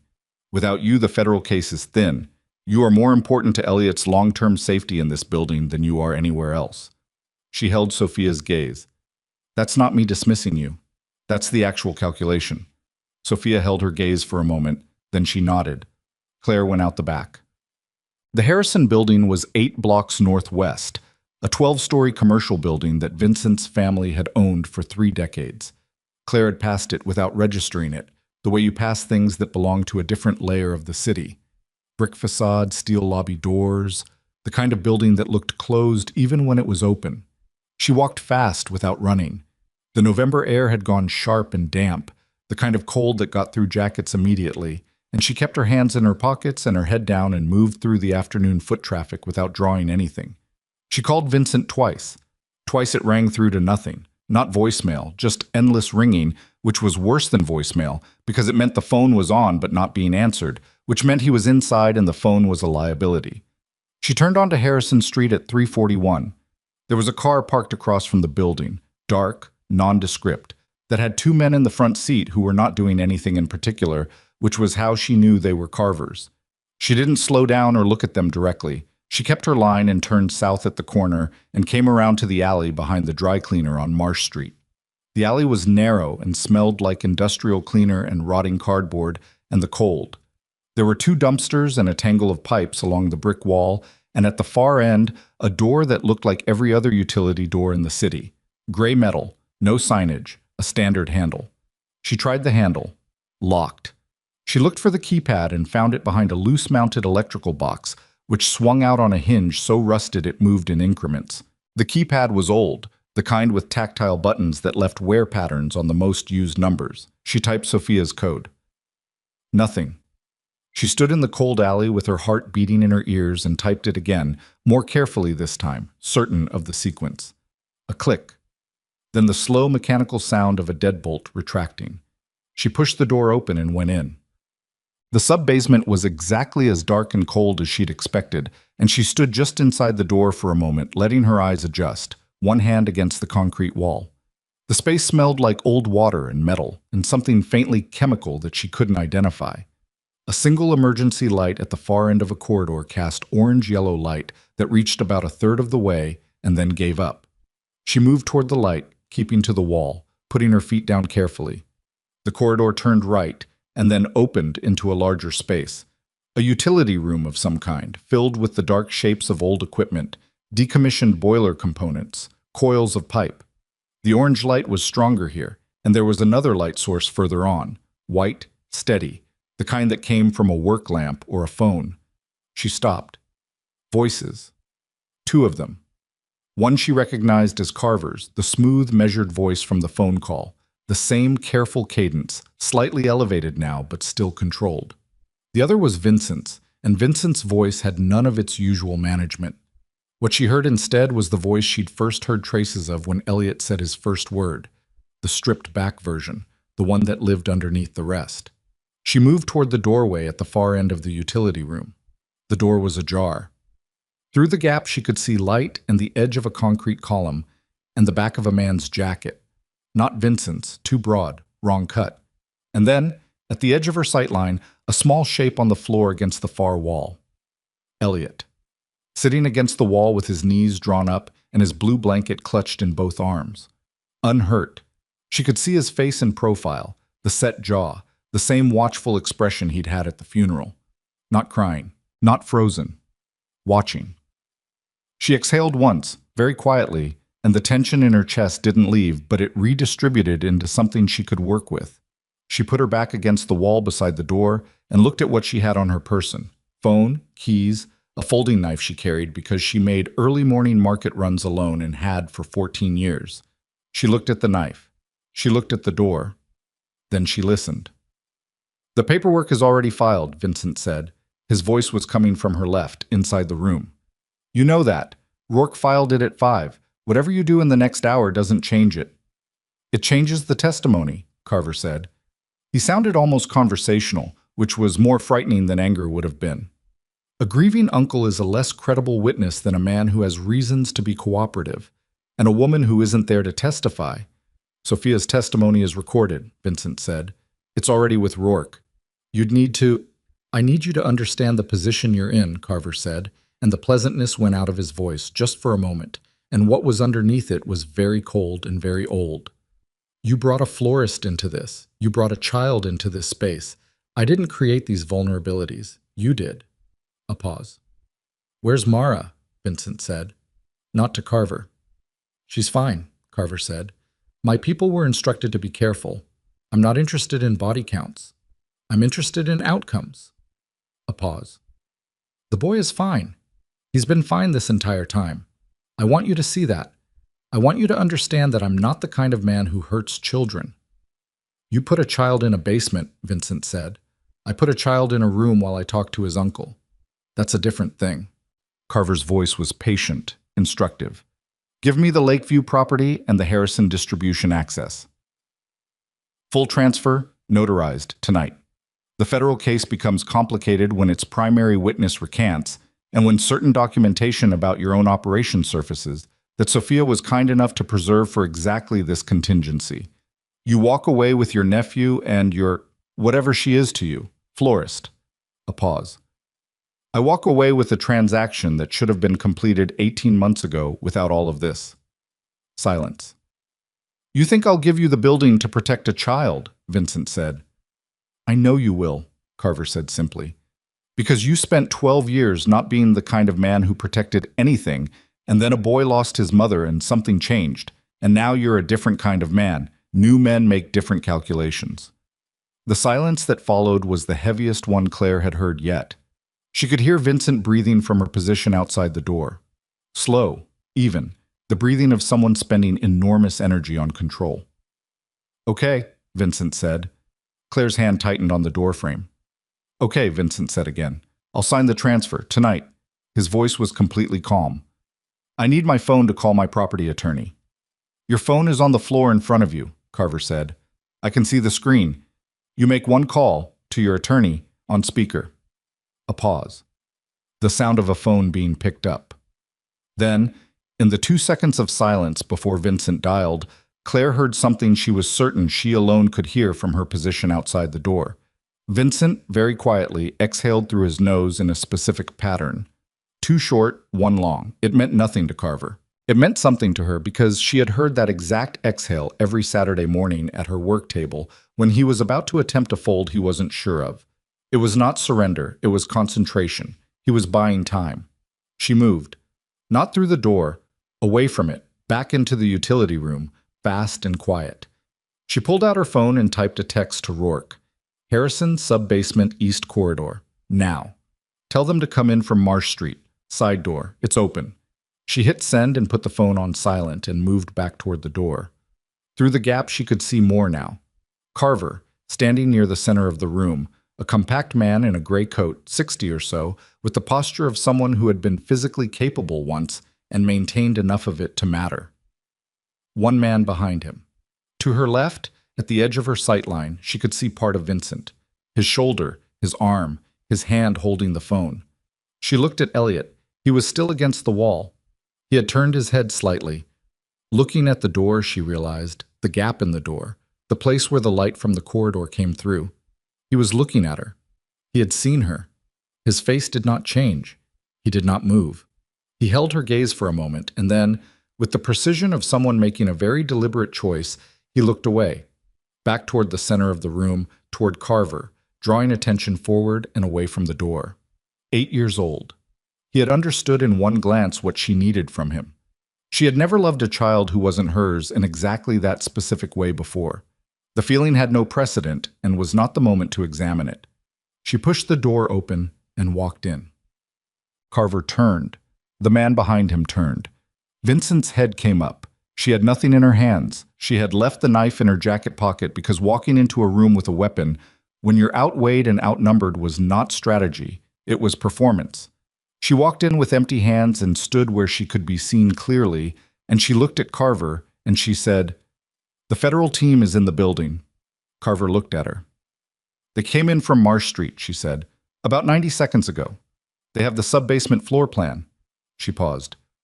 "The old floor plan. The one that doesn't show this corridor." She held his gaze. "But I showed them where the door was." It was a partial lie. She had texted Rourke. She did not know if the federal team was actually here. She did not know if 90 seconds was accurate.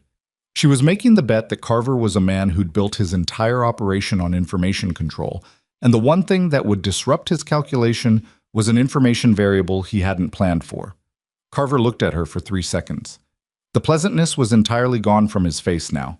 In its place was something more honest, the rapid, precise assessment of a man running options, understanding that the room had changed. His man took a step toward Claire. Vincent moved. What happened in the next 4 seconds was not clean and not controlled and bore no resemblance to any television version of violence. Vincent crossed the room and hit the man hard, using his shoulder and then his elbow.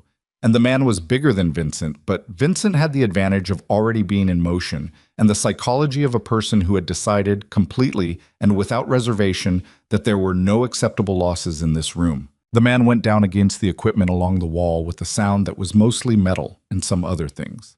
Carver reached inside his coat. "Don't," said a voice from the corridor doorway. Mara. Standing in the doorway with a cut on her temple that had dried dark against her skin and her weapon up, two-handed, completely steady. Behind her, 2 men in federal jackets, and behind them the orange light of the corridor. Rourke had moved faster than 2 hours.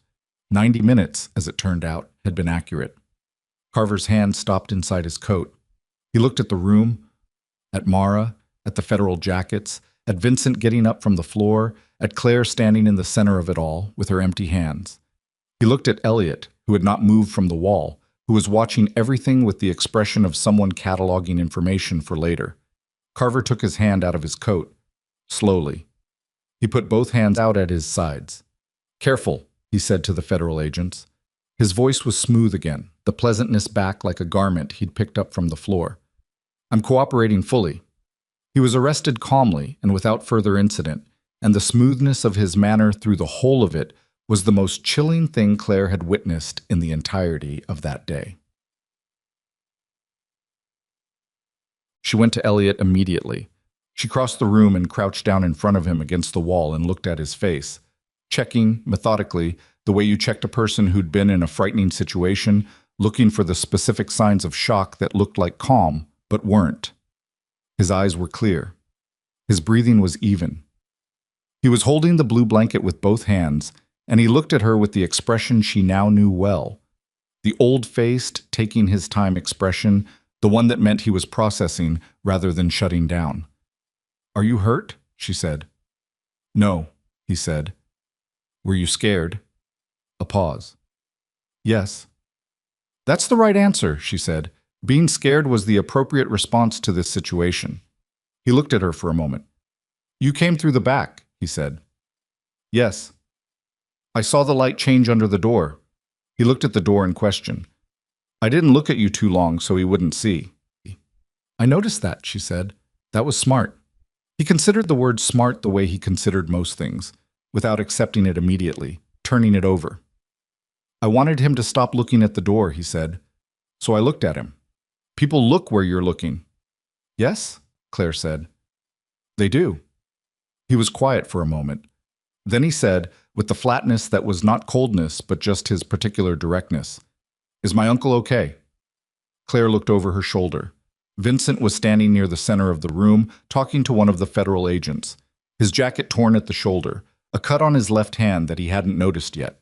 He was alive and upright and present, and the look on his face as he talked to the agent was the contained, functional look of a man finishing necessary tasks before he was allowed to feel anything. "Yes," Claire said. "He's okay." Elliot looked at his uncle. He looked back at Claire. He said, "You came too."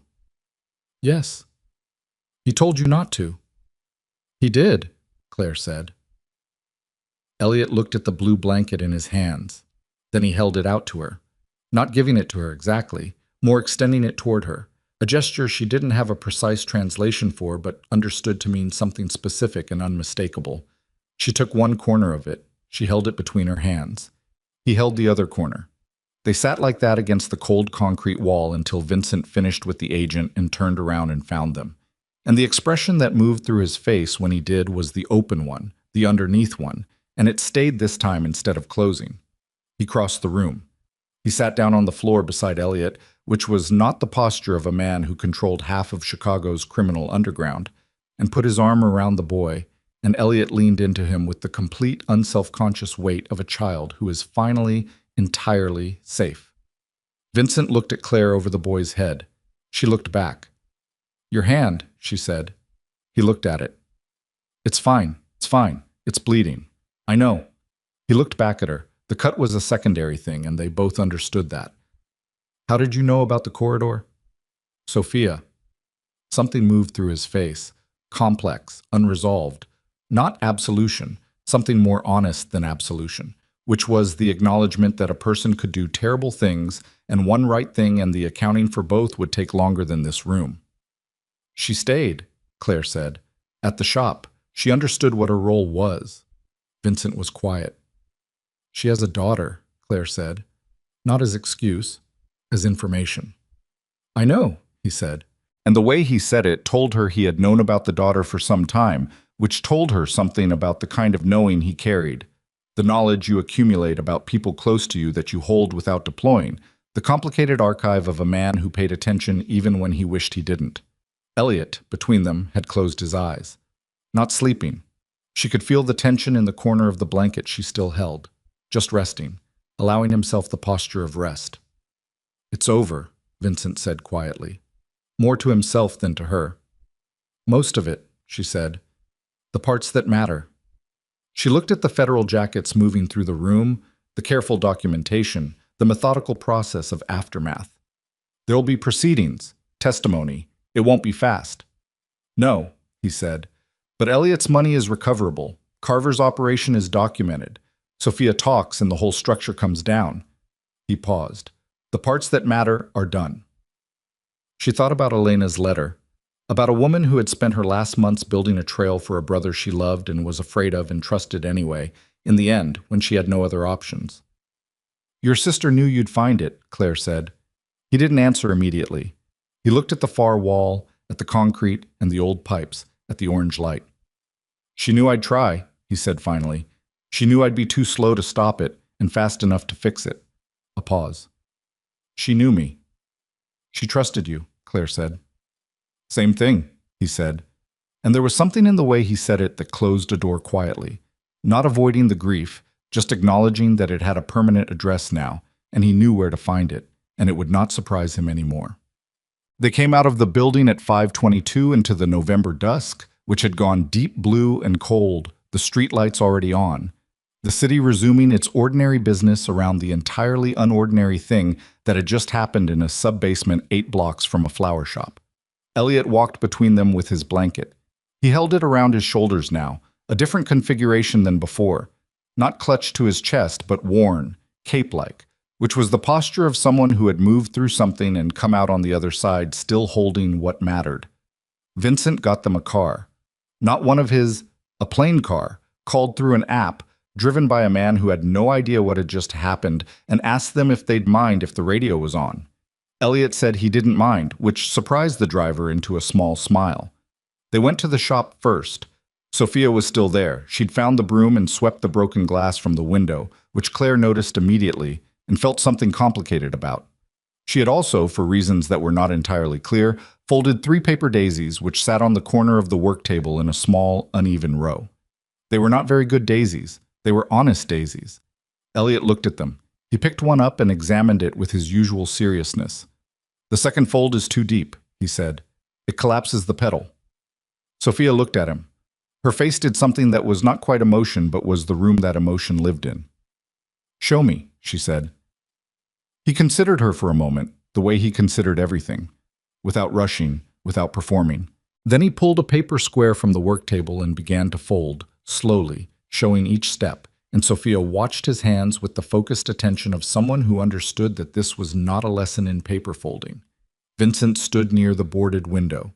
Someone had put cardboard over it, taped at the edges, a practical temporary repair that was also slightly absurd, and watched his nephew teach his cousin the second fold. Claire stood beside him. She'll have to answer for what she did, he said quietly. Not tonight, but the accounting will happen. I know, Claire said. I'm not going to protect her from it. I'm not asking you to. He looked at her. I'm asking her to testify fully, and I'm making sure her daughter is safe while she does. Those two things can coexist. Yes, Claire said. They can. He was quiet for a moment. Is this comprehensible to you, the way this works, what I'm navigating? She looked at him steadily. It's not the world I live in, she said, but I can see what you're doing inside it. I can see the choices you're making. She paused. That's not the same as understanding everything, but it's enough for right now. He held her gaze. Right now, he repeated. One thing at a time, she said. That's how I work. He almost smiled. Not quite. The day had too much weight for quite. But the muscle moved, and she saw it, and it was enough. Months passed the way months do when something fundamental has shifted. Not cleanly, not in a straight line, but accumulating in small increments that you didn't always notice until you looked back and couldn't locate the person you'd been before. The federal case moved through its necessary stages. Sophia testified fully, twice, and the account structures Carver had built over a decade unraveled in the systematic way that well-documented financial crimes unraveled when the right people were paying attention.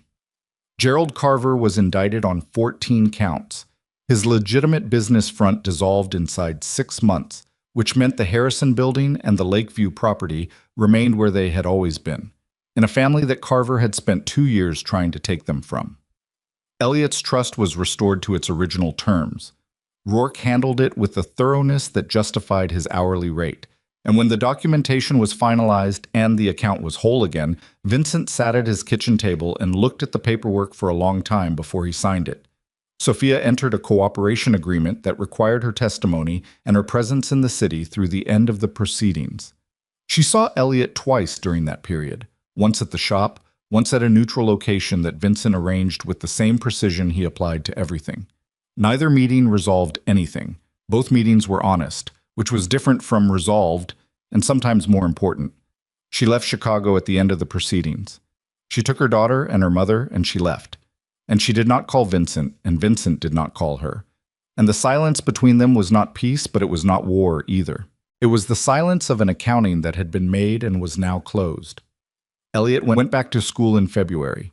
He had a therapist, a woman on the North Side who worked with children and who, according to Elliot's first report, was okay but she has too many pillows.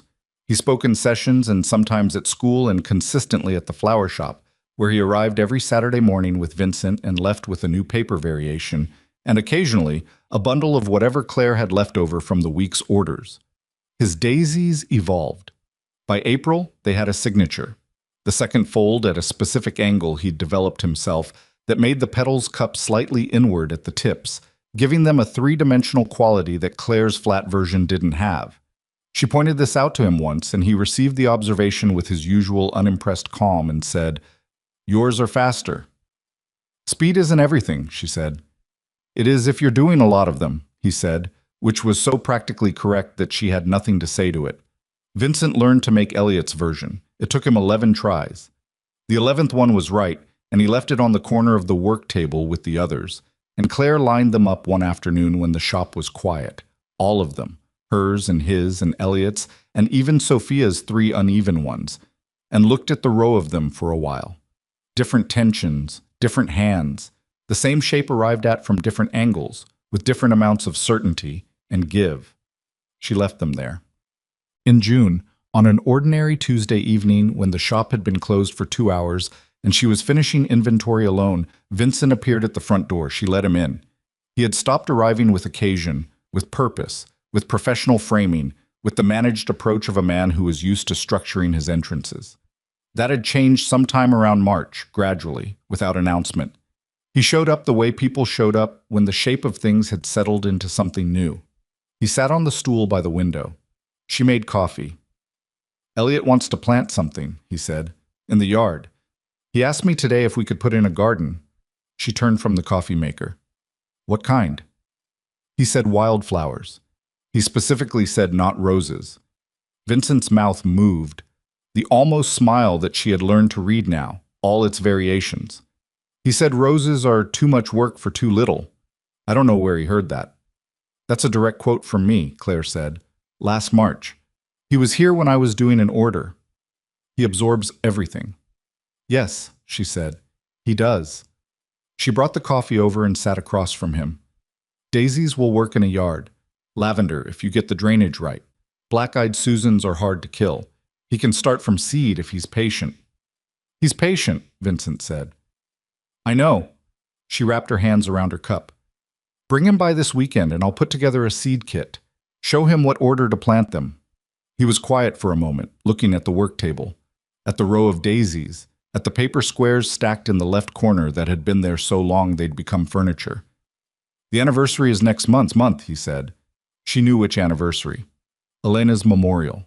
The flowers on the floor. The boy in the suit with the two short sleeves. I know, she said.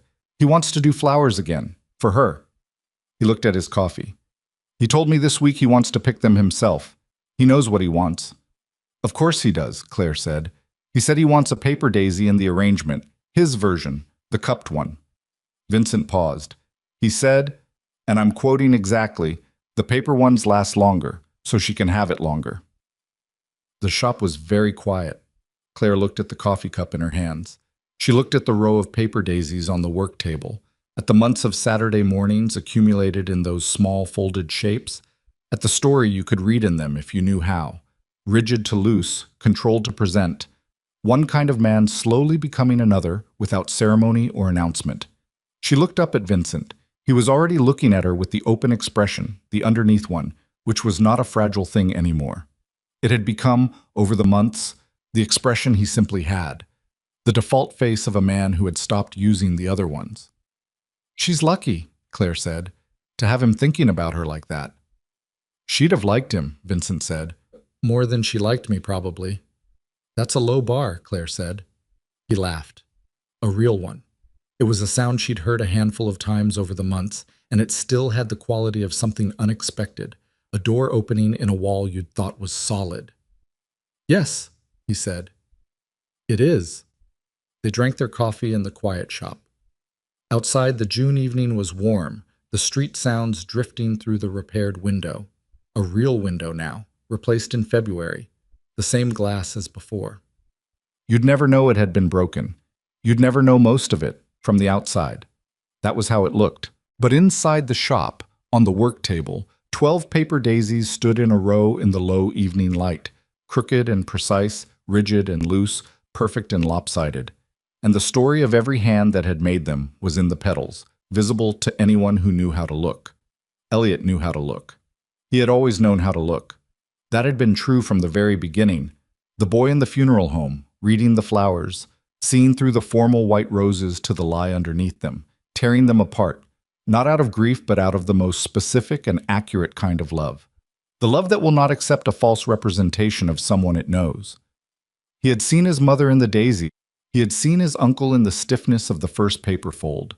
He had seen Claire in the paper flower left beside the ruin, the small, deliberate act that said, I see what you're doing and I'm not going to stop you. 1 month later, on the anniversary of his mother's memorial, Elliot Mercer walked into Hartwell Funeral Home with a bundle of wildflowers in one arm and 3 paper daisies, his cupped version, made the night before at the shop with Claire and Vincent on either side of him.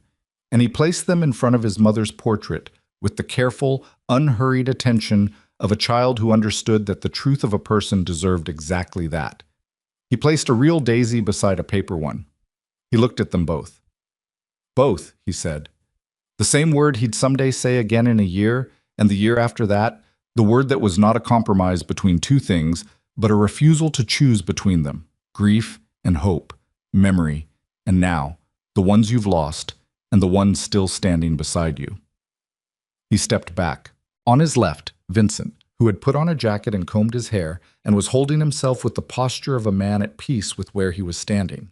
On his right, Claire, who had brought extra paper squares in her jacket pocket because she'd known somehow that the moment would call for them, the way she knew most things, through attention, through patience, through the long practice of learning to read what people needed when they couldn't yet say it themselves. Elliot reached up and took both their hands. His was small, completely certain. Outside, November had returned, gray and cold and indifferent to everything that had happened in the year between one memorial and this one. The same light, the same city, the same distance between people who had not yet found their way to each other. But inside, holding the hands of a boy who had once gone silent for 11 weeks and found his voice again one word at a time, 2 people who had come to each other through the least likely door, through grief and paper flowers and broken glass, and the patient work of learning to loosen what you've spent a lifetime holding too tight, stood still. And the boy looked up at his mother's portrait, and the daisies, real and paper both, held their shape in the quiet air.